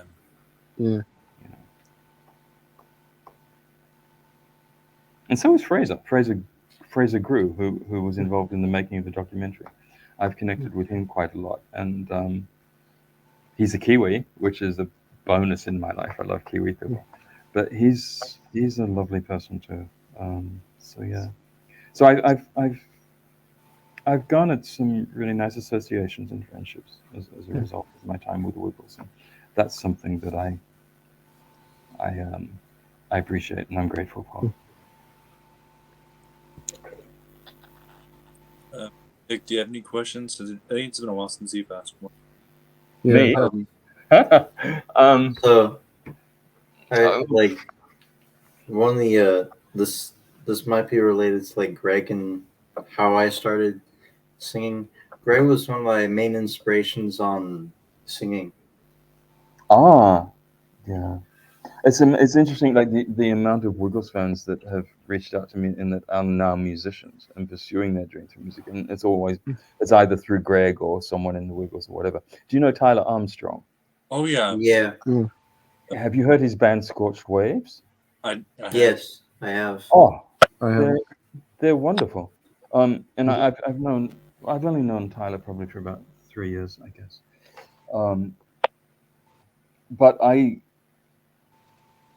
love seeing that he's living his dream in music, and I love that Scorched Waves are achieving, their own degree of success. Because the last song, I can't remember the title of it. I'm sorry, but the last song that Tyler sent me to listen to, the last release of Scorched Waves, I got goosebumps listening to it. It was just the energy behind it was so amazing. Um, but yeah, and I do you know Will Wagner? Yeah. Yeah, I think so. Will. Yeah, I've known Will for some years, and I think he's sort of advent into writing songs and music making. He's into musical theatre now, I think. Wow. Stems from the Wiggles, and then there's I have a very dear friend here in Australia. He's in Melbourne, Sam Bajaya, and he's gone on to do a degree in music at university, and he's now teaching music. And that all stems from the Wiggles. So is in a way I kind of given my involvement in the Wiggles beginnings, Yeah. I can take some enjoyment in the fact that there are other people out there who have found music and have achieved success for themselves as well. Yeah. And Edward Bassanelli as well. There's so many people. And I have another friend, Darby Travis, as well as Tom Venham. They've all studied singing, and they're all in some way immersed in music making, and it's very beautiful. It's very, very beautiful. Yeah. Yes. Yeah. Music in general is a beautiful thing. Yes. Absolutely. I agree. It is. It's kind of like, I think it's one of the things that ties humanity together. Yeah. Yeah. But we spoke about that earlier. That's a phenomenon that always intrigues me, how Yeah. it can bring people together. And I think, Mm. like mentioning Harry Styles again with his Love tour. I mean, he did a world tour across an entire year, packing stadiums of 90,000 plus people. He never stopped, and it was all through love. He united the world in that way, and that's a magical thing. Yeah. That's magical. The Wiggles have Harry Styles beat on touring. They what? What? I What said was the Wiggles have Harry Styles beat on touring. Yeah. Oh, do they? Yeah, they tour like all around every year. Is that right? Like every As it was. yeah. Yeah, but then I guess too, you have to consider that I don't know this for sure, but I don't think the duration of a Wiggles concert would be as long as a Harry Styles concert. Yeah. Is that, Right. like, how long does a Wiggles concert go for? Supposedly like 50 minutes to an hour. Oh, Well, really? It depends on how many Oh. songs there are. Okay. Yeah. Yeah, all right. Yeah. Sometimes 2 hours, but Yeah. most of them's like an hour. I mean, there's people like Paul McCartney, like over 80 years old, still play through well over two hours without an Oh, yeah. Almost 3 hours, actually. Yeah. I think you can attribute that as well to the energy that is music itself, because something happens where you. I know Liberace. I don't know if you know much about Liberace, but he was terribly ill during his last season of performances. It was at Radio City Music Hall in November of 1986, and he had oxygen tanks backstage. In between numbers, between performances, he'd go backstage and he'd have to be given oxygen so he could continue with the show. And I think that speaks to the spirit that is music and creativity, how you get an adrenaline rush, which is a healthy thing in doing it. But like, that was November of 1986, and in February of 1987, Liberace was dead. Wow. So he virtually performed up until his dying day. And but like I said, the only reason I mention that is because I think that music does have an energy about it, which is a life giver. It helps preserve us. It helps to sustain us. And as I said before, I seriously would not be here today if I did not have music in my life as a creative energy. I would have toppled myself ages ago. I think, yeah. And the Wiggles wouldn't be who they are if you didn't contribute to the debut album. Exactly.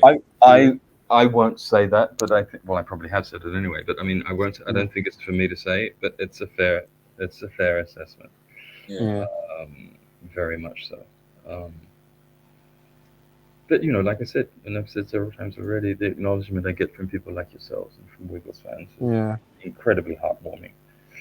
I mean, the first year in the 30th anniversary year of the Wiggles beginnings, and I was receiving all these messages from people like yourself at Instagram wishing me a happy birthday. And some said I was a legend, and I'm thinking, what on earth are they talking about? I had no idea. And I went running into my neighbors next door and said, what's going on? And they said, well, it's the 30th anniversary of the Wiggles, beginnings, which I suppose is effectively the 30th anniversary of the debut album. And the friendships I've formed over the last 3 years with all of you, and everybody who's listening to this, you all know who you are. It's just lovely. It's really lovely. So I even brought out my Wiggles awards and put them back in the music room, because they were sitting on top of my wardrobe in my bedroom for years. I never gave a thought to them. But yeah, so it's lovely to be acknowledged by people like you. That's more important than anything, isn't it? Thank you. Yeah. It's great to acknowledge you, Philip. I mean, you deserve more recognition. It's great for at least us fans to be able to recognize your contributions and your help with the debut album, with the Wiggles in general. Thank you for that. I appreciate that. Yeah, no, it's really, really kind of you. Thank you. It's also an honor getting to know you, for who you are. I mean, not just because what you've done, but like who you are, like you're a very kind man. Yeah. Well, why would anyone have a reason to be anything else? Right. It's much easier to be kind than it is to be cruel. Yeah. And kindness, like love, is its own reward anyway. The world's a pretty demanding place, and it's a pretty terrorizing place if you tend to sort of tap into the place. But it all has to do with how you perceive things. I think the wars that we wager against one another, we wager them within ourselves first. But if you can view everything through the eyes of love, then the change of perspective is quite dramatic, and you only see love in people when you do that.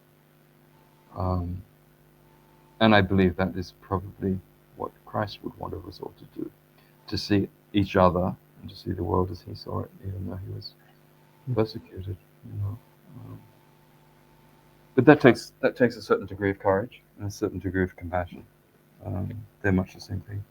In order to do that, But I have my moments. I mean, I have my moments when I'll, run into a room and close the door and pull my hair and scream. But that's natural. We all do that. Of course, that's all a part of your human frailty. But it's then turning that into something else, into something positive, and even benefiting others through it. I think that's imperative. Which one of you is studying psychology? Me, I'm studying. Oh, okay. You've got you'll have a manila folder out and taking notes. You've got this is like.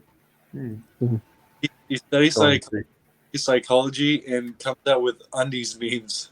Okay. The Yeah, psychology of undies memes. there's my question. How did the That'd be undies funny. come up? Because every time I log into Instagram and you post something, I even anticipate. I think, okay, here come the undies, and invariably 9 times out of 10 they're there. Right. Like I told you before we started the episode, the undies clip was from a video that the Wiggles did in 1994. Okay. Yeah. I'm You know- not sure if you've like seen any or any amount of any Wiggles videos over the years. Have you? No, not really. I mean, only in recent years, but more what's going on now. I mean, a lot of my friends, like Wiggles fans who have become friends, send me clips every now and then of different things. I don't always watch them, but yeah, I'm just only aware of a few things. But I don't know the story behind the red and white spotted undies. It's remarkably like my Wiggles shirt, but anyway. Right. Jet, would you like to tell the quick context? So, Yeah. So like I said, it came from a video that they did, and it was a segment about Dorothy. Okay. Dorothy's birthday party. Yeah, it was her birthday in the segment, and Greg did a magic trick. Okay. So I'm he was not- trying to pull something out of his pocket. Yeah. He has like a tissue or handkerchief. Right. Okay. All right. And you turned them into undies, or he pulled out undies? He pulled out undies. Oh, As okay. well as a bunch of other stuff, and undies was at the end. Oh, Yeah. okay. I understand now. Yeah, you tried to get some handkerchiefs, but it was one type to another. But at the end was undies, as if he pulled out his undies. Oh, I understand. Yeah, he was very much into magic, wasn't he? Yeah. I mean, I knew he was into it at the time I knew him, but I wasn't fully aware that he was, Yeah. Yeah. Okay. So now I know. Now I understand. Yeah. During a lot of videos, he's done some like magic segments where, yeah. Okay. The magic Greg. Greg was almost as part of our childhood as Greg himself was. Oh, okay. So have some of you sort of taken up magic as well as a result? I did a little bit of magic when I was younger, but I didn't pursue it. Yeah, same here. Okay. All right. I had a magic book when I was a kid, but So did I. do something basic, but yeah. Yeah. Well, do you know? I mean, they've passed away now. Do you know Siegfried and Roy? Yeah, I've heard of them. The guys with the tiger, right? Yes. When I was in Las Vegas one year, I went to see their show, and that was mind-boggling. What they did, it was extraordinary. Like the big tigers levitating, on stage, and this, that, and the other. But yeah, that was amazing. Yeah. Didn't the tiger hurt one of them supposedly? Yes, Roy. It hurt Roy. But my understanding, and I could be wrong on this, was that I think in one of their shows, maybe Roy had fallen or something. This is my understanding, and I could be wrong. And the tiger came and picked him up as a tiger would their cub, in a caring gesture. And I think that, picked him up by the neck or something, and that caused the major injury. I don't think it was the tiger attacking him as such. I think it was the tiger just picking him up as a mother tiger would her cub. That's my understanding. Yeah. But they were huge in Las Vegas. Like they were just, and it was a phenomenal show. It really was. Yes. Sorry, we kind of got off topic. Remember, before we got off topic, you're trying to want to talk to Jeb some about psychology or something. Huh? Oh no, I was just saying that this interview probably sort of embraces psychology. You can get a get an assignment out of it. Yeah. Phillip Wilcher, a case study. Nah, That's funny. yeah. I feel like psychology and teaching should go hand in hand. Yeah, I agree with that. Yeah. Like you There's- should have to get at least an associate's degree in psychology before you get any teaching degree. Yeah, fair enough. I mean, there's a psychology to teaching anyway, isn't there? Yeah. But it's always, I think, if psychology at its most simple is a study of oneself, which I Yeah. think probably begins there. I don't know, you can correct me on that, but if psychology is at its most simple and begins with a study of oneself, Right. so too does teaching embrace that. Right. Because when you teach someone anything, you're also learning it even more than Right. what you know. Right. There's a reciprocity there involved, a give and take.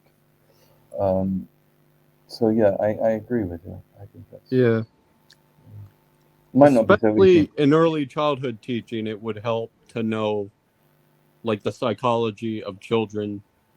And Yeah, it's fascinating though. I agree with you. You're absolutely right. But it's fascinating to consider that we have to then learn learn about what we were once ourselves, because we were Right. all children ourselves, and we tend to grow away from the child that we once were. Right. I don't think people grow up. When No. grown-ups, grown-ups, bad expression. When grown-ups talk about growing up, it's more to do with growing away, and Yeah. you're growing away from the truth of who you are, which is love. Yeah. So, it's I've I I have a child's heart. I've never let go of the child that I once was, and I think it was Picasso who said that all creativity has a child's heart, and it must do. It must do to be effective. So yeah, but it's curious that we have to study early childhood to remember what we were once ourselves. Yep. absolutely. Yeah. Most people today, most adults think you have to be like the serious, like just serious in general. That's sad. No, you can. Yeah, that's sad. All you have to do is be yourself. Yeah. Yeah. As soon as you suddenly think, well, I've got to be serious, I've got to behave in a certain way here, you're putting on a mask. Yeah. And Yeah. once you wear a mask, you can get away with anything. Yeah. Right. So once you drop the mask, Yeah. that's when your true self is revealed. And I Right. think, I've always been a child at heart. I don't, Same. there's a side of me that still hopes Santa Claus is real. Mhm. Yeah. It's Me too. magic. It's absolute magic. And Yeah. I think too that people who don't believe what they can't see, they're shortchanging themselves, because you can't see love. You can only see manifestations of love. Right. So the fact that you can't see God is no reason not to believe in Him, Right. because you can't see love either. So I find people who blankly refuse to believe in anything because they can't see it or they can't touch it. They're shortchanging themselves. You know, Right. even something like a remote control. You can't see what's happening between the remote control and the television when you change the channel, but it happens. Right. Yeah, think- something like that. I think it's kind of similar to seeing, like, I guess for me as a Christian, how I've seen God work in my life. It's like, yeah, I can't see God, but at least I'm able to at least see what God is doing. And kind of like, Yeah. that's similar what you said, like with the remote, like you see the remote, but also you can't like see what's going on, but you see that it's there or Yeah, what's absolutely. And yeah. I think it's a presence in your life. I've always felt that presence there. Those times when I've felt like God is absent from me, it's me being absent from Him. It's always there. I mean, his presence is a prayer sense. It's a sense of prayer. And I think the miracle of prayer is that it sees you survive any situations. People will say, their prayers haven't been answered. They have through the fact that they survived what it was they prayed for. Whether they got what they prayed for doesn't matter. They survived it. So the miracle of prayer for me is that it sees you survive. Yeah. And in praying for others, even more so. Um, you know, and that's the beauty of prayer for me, the benevolence of it, and that's the beauty of God. Um, but yeah, I've, oh, he's so real. He can't not be real, you know. Yeah. Mhm. Yeah, That's I've always said that the existence of God doesn't make sense to me. It is a sense to me, and it is. You know. I just think it's inspiring how in God's like how in the Bible God like assures us probably repeated times that He'll never leave us nor forsake us, and that through the highs and lows that God is with us. That He upholds us with His righteous right hand. Absolutely, Yeah. absolutely. He can't leave us because that would mean we'd be leaving ourselves. Right. You know, we're at one with Him. Um, Like and he's always here with us. I cannot think of anyone who would not want to. If God is love, and God created us in His own image, I cannot think of anyone who would not want to be loved. Me either. Love is a powerful thing. Yeah, and if Yes. there is a person out there who denies that, and who denies the will to be loved and to behave in a loving manner, um, that's terribly dark. Yeah. You know. And I think that's something that's born of fear more than anything else. I think that's an illusion. I think the people who don't believe in God are perhaps afraid to embrace it because they're embracing love at the most absolute. And that's a powerful thing. It's an incredibly powerful thing because it Yeah. requires you to be courageous and it requires you to give of yourself in an absolutely loving way. Hmm. You know? Love is really powerful. Yeah, Yes. of course. I would even go so far to say that it's brought us together here today Yeah. to Yeah. talk about it. Yeah. You know. Yeah. Like, I think of like love again. To me, it all just goes back to the Bible. Just like I feel like the act of Jesus dying on the cross and resurrecting for his sins, like he was terrified. He was terrified to do it, but yet, like even the pain and go through, like we were on his mind, just thinking that like he was doing it just for us, taking our punishment that we deserved. I Yeah. I actually, oh God, I'm gonna lose it now. Um, I actually weep at the thought of it. Um, because there was this man sent into this world as a personification of love to teach us all how to love, to be like him. And through no wrongdoing or ill deed of his own, he was persecuted and nailed to the cross. He wasn't nailed to the cross, we nailed our cross to him. And that he came into this world to take away the burden of our sins. Um, you can't get a gesture more loving and more giving than that. No. You know, so oh, okay, I'm crying. That's okay. Like Yeah. It gets to me every time because Yeah. I had a Jesus experience here at home several years ago. Do you want me to go there? Sure. It's incredibly deep. But, I mean, I've always believed in Jesus. I've always believed in God. Um, of course, you can't believe in one without the other. But it was several years ago, and I was caring for my dad. And there were certain situations in my family life which were not favorable towards me caring for dad. And I was challenged by those as well as the natural concerns in caring for my father. Um, I had to overcome certain situations within the family to do it. And there was this morning when I'd been ill. I'd suffered from trigeminal neuralgia, which is it affects the trigeminal nerve in your head. And it's an awful disease. It's called the suicide disease, because for the time you're suffering from it, you feel like you have an intense sunburn on the inside of your head, and every now and then, intermittently, unknowing to yourself when it's going to happen, you get this electric shock feeling, or this feeling like someone's stabbing you in the side of your head. So I'd just gone through like about a 6-bout week of that, and I was feeling very fragile, and I was caring for Dad.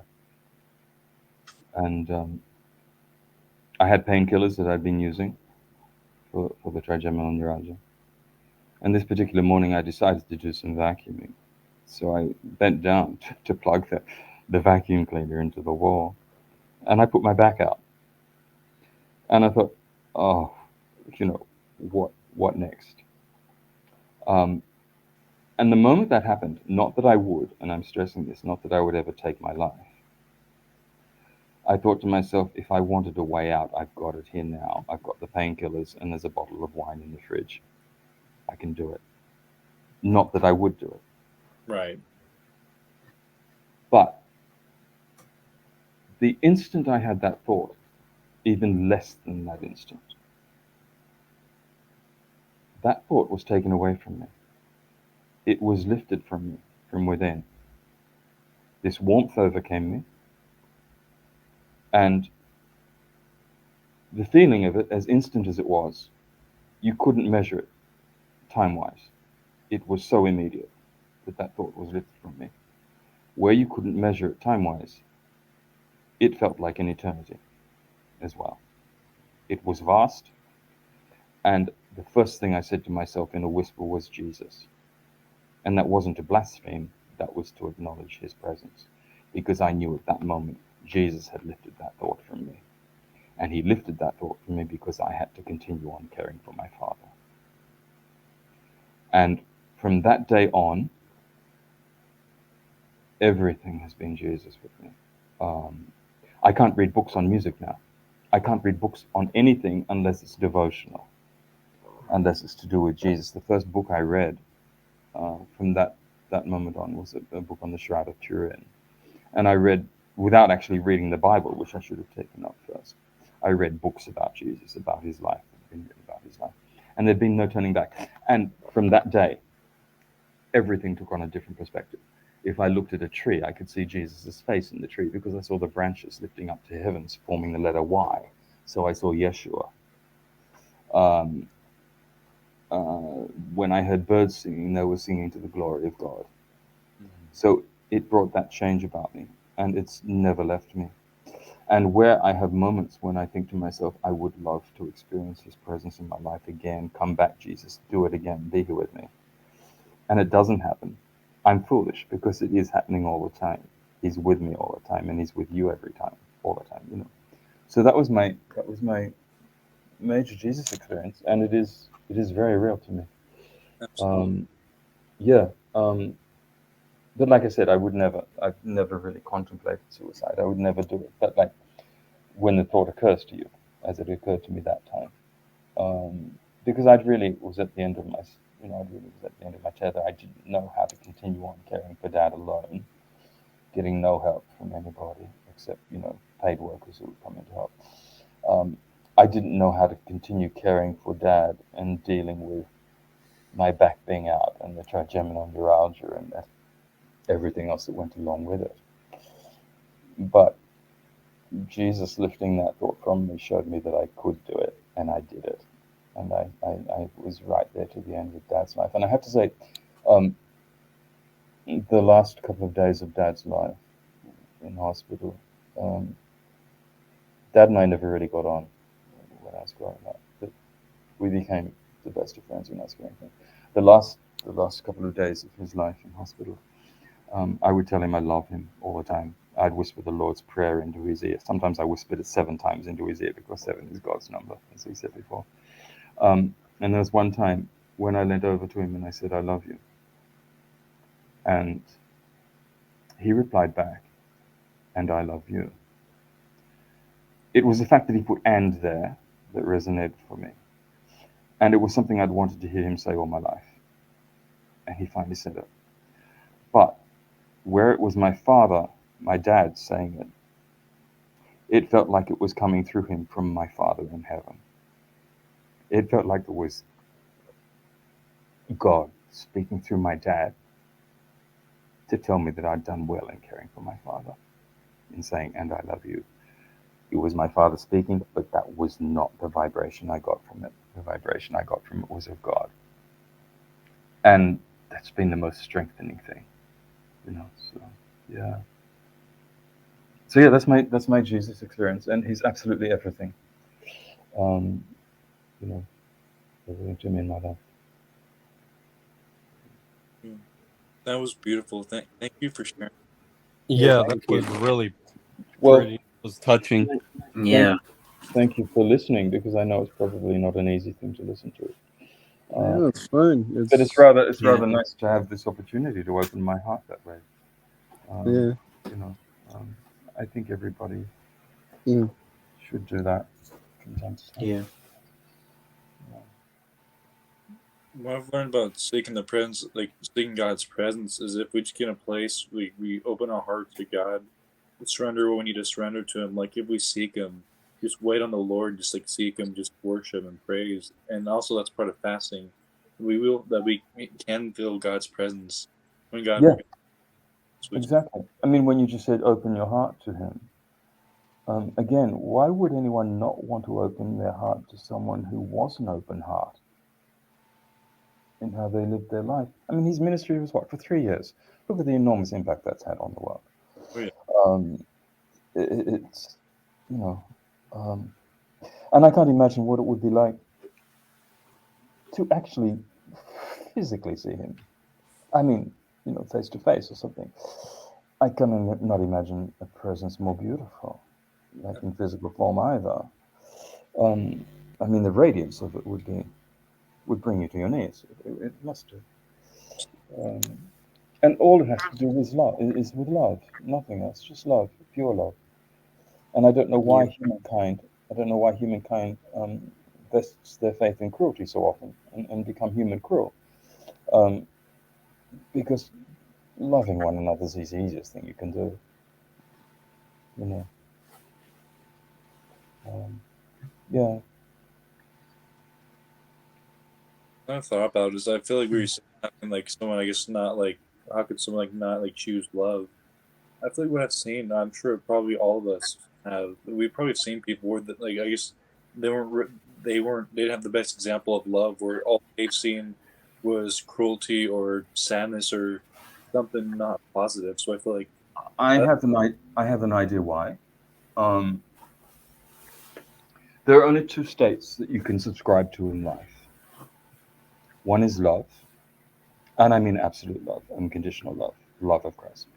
There are only two states you can subscribe to in life. One is love, and the other is fear. mm, And where love is everything, it has no opposites. So that means fear is the illusion. So fear is not a reality. And it is only through people being afraid that they don't achieve what they're meant to achieve in life as loving people.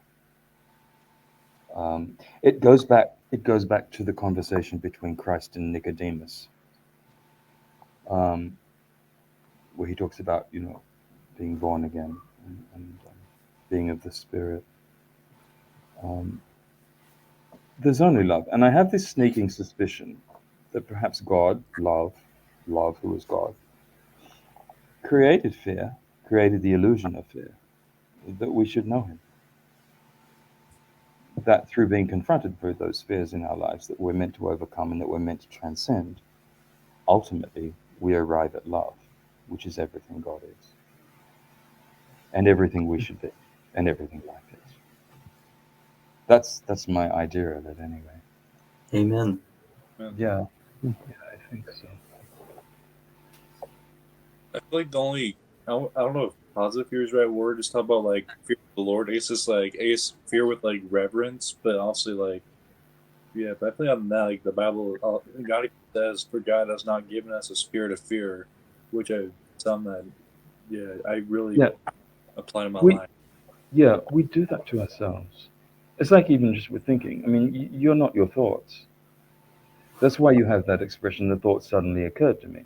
Because the thought is something that happens to you. And for better or worse, whatever that thought is, whether you take that thought on, that it becomes you, and that you succumb to it, that's your choice. And that's where the gift of free will comes into it as a grace from God. We have the choice to make. It's up to us.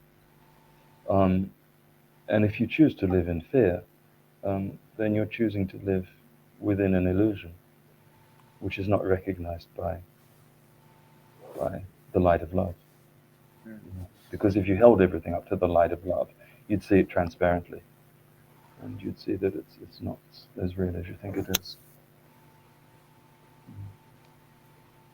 My gosh, we've gone deep here, haven't we? Is this like Yeah, is this what they call a deep dive? I don't- yeah. It's been. Yeah.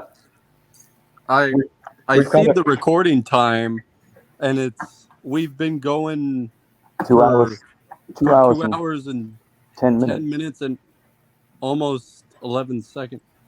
It's Wow. 2 rather- hours and 11 minutes. That's Yeah. a long time. Yeah, It's quite. It's very long. just shows we can't commit to an hour anymore. Yeah. Yeah. That's funny. It's Is there anything else that you wanted to ask? Or? Let's get Kobe. Do you have any final Wiggles questions to ask Phillip? We need to start wrapping up the Wiggles part and get into the post. I feel like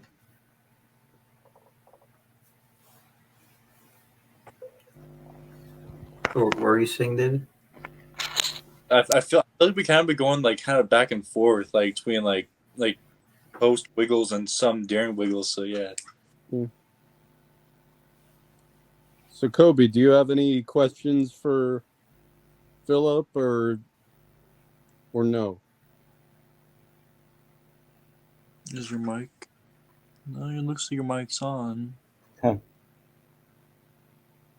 Are you able to hear us, Kobe? We can't hear you. Yeah. Kobe's been having problems Oh. Okay. this whole episode. I've been seeing him leave and come back and leave and come back. I mean, it's Yeah. Yeah. Yeah. That's all right. That's all right. Yeah. yeah, We've covered probably a lot more than you thought we would. I get like that. I kind of, if I go off on a limb and start talking, I never kind of. yeah, Seems It's. like there's a problem with his microphone. yeah. I will say while we're waiting for Kobe, do any of you guys? I guess they're going once, going twice. I have a couple of questions, maybe, or maybe only really one. Okay. It was another one that Ben wanted to know is so Nick, Kobe, David, and myself were part of Wiggles tribute bands, and we were. Well, Ben was wondering, but also I guess we were also kind of wondering: are there any Wiggles tribute groups that you might have heard of, Phillip? I mean, I know of them out there because when I open up Instagram and my media feed or whatever it is, I see things. But I don't really listen to any of them or watch them as such. I mean, I know of them, yes, of course. Right. Yeah, I find that fascinating. Yeah. That there are tribute bands out there for the Wiggles, Yeah. Yeah, and that you take on Wiggles names like Jeff Wiggle or Kobe Wiggle or something like that. I find that curious. Yeah. Yeah, for me, I kind of like keep my name private, so I use a stage name. Okay. All right. To Nick, Jeff, I got one, but I figured probably have you guys go first. I don't think I have any questions. Hey, you could ask David what was your question that you wanted to ask Philip. So my question, I guess, so my question is did it feel like any different like to you? Did you feel like there's any difference like being a Wiggle, like being in the studio recording versus like playing like any like shows if you did any shows back then? I'm not sure what you mean. Do I feel any different? Oh, sorry. I mean, was sorry. I guess was there a difference? Did it seem like there was a difference, like for being a Wiggle, like being in the like being a Wiggle as in playing the studio versus performing a Wiggles concert? Oh, was there a difference for me experience-wise in that? Yeah. So that's what I meant. Yeah, I felt more satisfied actually writing Yeah. writing the material and arranging it and recording it than I did in performing it. And uh, it was agreed between myself and Jeremy Fabini, and I know Anthony knew this as well, that I would stay behind the scenes and write for the Wiggles. I had that verbal agreement put in place, but it was a verbal agreement, so it was pretty much reneged upon.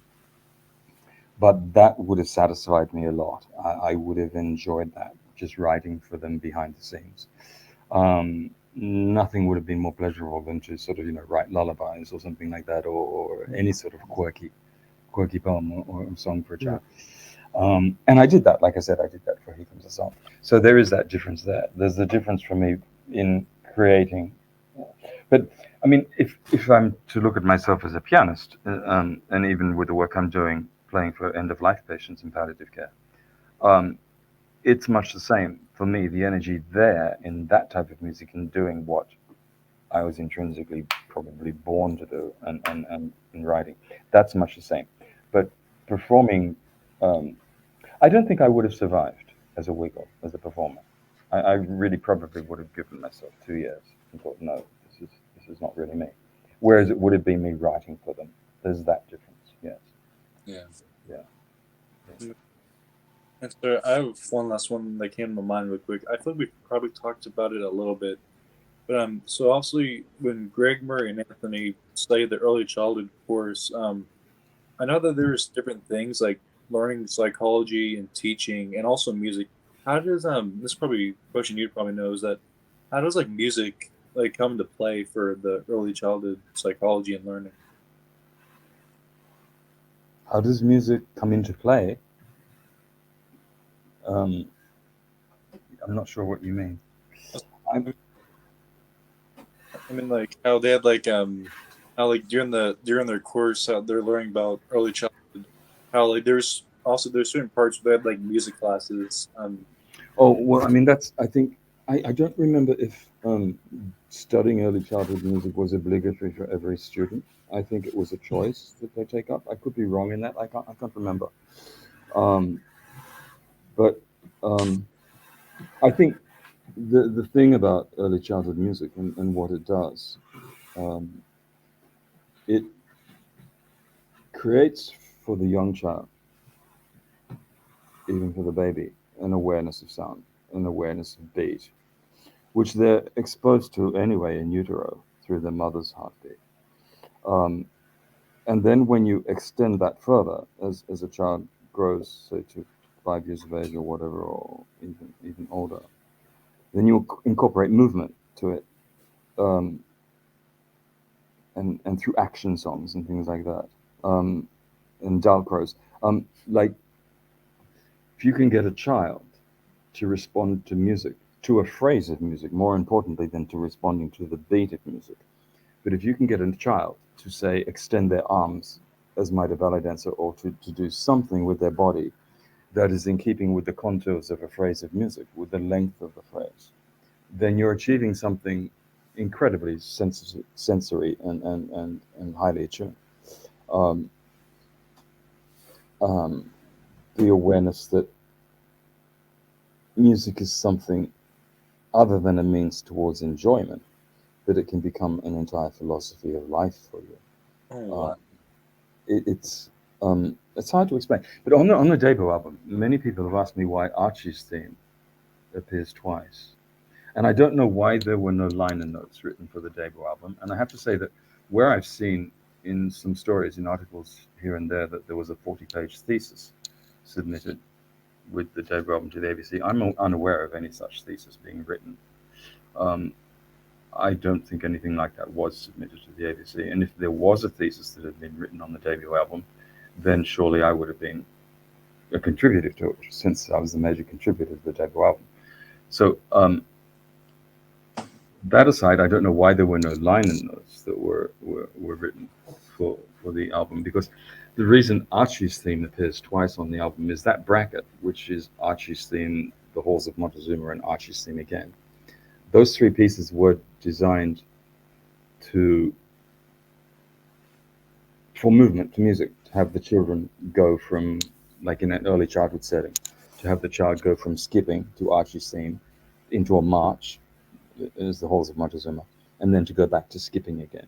So it's teaching them body awareness, and aligning their movement not only to beat, but more specifically to melody, right shapes. Do you know what I mean? Yeah. Yeah. I feel like it's similar, I guess. I feel like Rockabye Bear kind of comes to mind, I guess, how they've had actions. Kind of you're saying, I guess, like body movement for awareness, like. Yeah. Rockabye Bear is a genius of a song. And Greg wrote it. Yeah, totally. Yes. I'm just doing the dance moves for the Rockabye Bear. You understand what? No, I was doing I was just doing the dance moves for Rockabye Bear. Oh, okay. Yeah. Like, Yeah, no, it's a great song. It's a great song. Yeah. All credit to Greg. Greg did wonderfully well with that. absolutely. Yes. I'm guessing that I feel like kind of based on what you're saying is I'm guessing probably why they had those actions, like everybody clap, everybody sing about your partner. I guess if I'm understanding correctly, I guess to incorporate kind of those things you're talking about, that type of movement with the It also teaches you coordination. ooh. You know, for a child. There's lots of things. I mean, the five components that come together. Actually, I just had a brainwave of an idea. The five components of music that come together to make music is beat, rhythm, melody, dynamics. Beat, rhythm, melody, dynamics. What's the other one? Might be timbre. I don't know. But I was just thinking, like, if there were five wiggles as there were in the originals, each wiggle would take on a component of music. One wiggle could be beat, one wiggle could be the melody, one wiggle could be dynamics. Anyway, no. What was I going to say? Those five elements that come together to make music can be explored through movement to music. You can understandably explore the world of beat through movement to music, and quite simply so, because beat's such a definite structured thing. Rhythm as well. I mean, it's more of an inflection. And melody, where I said earlier, for a child to do body movements to a length of melody, and to try and copy with the body the curvature of that melody or the shape of that melody. Even for a child to somehow imagine what a beat of silence would be as movement, or even what a beat of silence might look like. So you can dig deep into that to any number of levels. It's no casual affair, not at all. And I think too, I know that getting back to talking about me, which I don't really want to do, but having done it all this time, where it's been said that I left the Wiggles, and I don't think I actually left. Where it has been said that I left the Wiggles because I wasn't interested in childhood music, that's a falsehood. That's absolutely not true. Because the fact that I was a child studying music would warrant that I be interested in children's music. And I'm always keenly interested in children's music. So I don't know who said that and where that came from, but that's a misconception. that I feel should be corrected. I've always been interested in children's music, and more recently, um, I think 13 of my children's pieces for piano have been recorded to CD by Janelle Carrigan. And writing children's music, doing anything for children, is a challenge. It's more difficult than writing, a complicated an art piece of music or whatever. Because when you write something for children, you've got to strip back. You've got to go back to innocence itself and express yourself through innocence. And that's no easy thing to do, and you have to simplify things. And simplifying things creatively is one of the most difficult things to do because you always want to overdo things. And it's probably like with myself, I will overdo something to begin with, and then I'll strip it back. I'll take out everything that's not needed. So the only thing that is left is the essential. And that's what you have to do in not only entertaining children, but educating children in music. It's not always necessarily just about entertaining a child. And I think music should be a part of every child's curriculum at school. Absolutely. Yeah. Children want to be entertained. Yes, but if out of that entertainment there is an educational benefit, Yeah. That can embrace a child's life for their entire life, to give them some sense of spirit, because music is essentially a spiritual thing. Then you're achieving something there. Oh, look, Jet's back. I've been here. I've just had my camera off. Oh, okay. Yeah. I just wanted to tell you guys that Ben's coming. Ben's on the way. Oh, wow. So you'll get to meet Ben, Phillip. Oh, okay. Have I met? What's Ben's last name? Harshman. Oh, I know his name. Have we met? I think I meet so many people. I get Yeah. confused here and there. Yeah.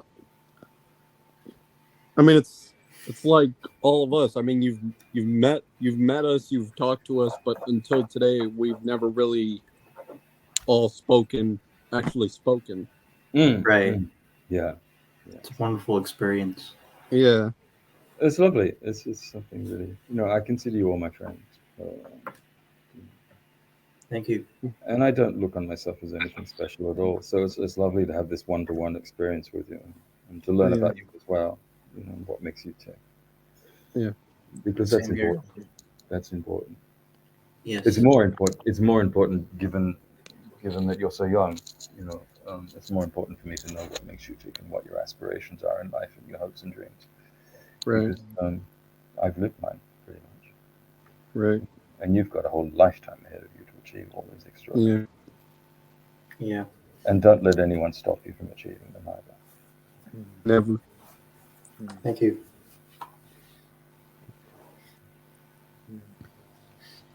So, I feel like for me, like I tried university, but I was struggling in college. But that's what I've always wanted to study. Is like early childhood, but also early childhood music. Just see if I can do something with that as a musician. Yeah. That's something I'm really fascinated with. Yeah. I mean, music at its most basic is a language anyway. So if you teach a child the language of music, it's just like you're teaching them, like a non-musician, a person who doesn't know how to read music will look at a score, a sheet of music, and it will be as perplexing for them as might be a page of Chinese calligraphy for you or me. They can't make sense of it. But it's just those things that they can't make sense of in looking at a piece of music, much in the same way when you look at a piece of Arabic writing or Chinese calligraphy. They're just symbols that denote a sound.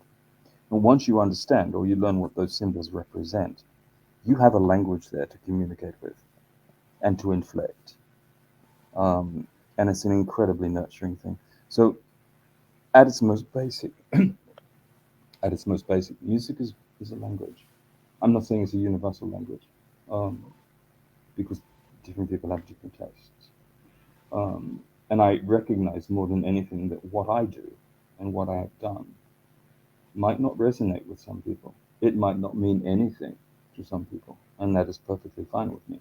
the day I had that realization that everything I've done mightn't matter and I owed it to someone, was the most leveling experience of my life. You know, I'm quite sure that anything I've done is not going to matter to Hoots, to a heart surgeon who's trying to save a patient. So I'm grateful for the fact that I don't keep tabs on myself and that I don't necessarily think of myself as anything special, because I'm not. I've just done what's been required of me in my life to express myself. You know. But again, like I said earlier on, we're all doing the same thing but differently. And that's much what you're doing, Colby, in working with animals, because you're giving animals love. You know? Jet, when should we stop the recording? We can stop now. I mean, We've gone for what, 2.5 hours? yeah, there's a lot of content. Yeah, We my should lord. give this a proper ending, like saying goodbye to the audience, and then the recording can stop. Yeah. So, yeah. I think I'm gonna upload this as episode 10, and I'll have the other one that we filmed before this come out sometime later. Okay. Yeah, kind of like when the Beatles released Abbey Road and Let It Be. So that type of that. Yeah. Let It Be is a very telling title, isn't it? Let It Be. Absolutely. Yeah. Yeah. It's my favorite Beatles song. Yeah. It's a good one. Yeah. Anyways, but everyone listening, thank you all for tuning in, listening, and we Yes. have more episodes coming soon. Invite you all to stay tuned, and Yeah. we'll see you all next time. Yeah. Thank you for inviting me on, and it's been an absolute pleasure meeting you, and to everybody listening out there. Anytime. Thank you for showing me the heart that you have. I love every one of you. So You too. Anytime. thank you. I've been Jet. It's been Nick. That's been David. It's been Kobe, and that's been Phillip. Phillip. Yeah. And until next time, we'll see you later. And well, I guess you could say, keep on wiggling.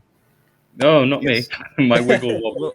Well, everybody except for Phillip, keep on wiggling. Yeah.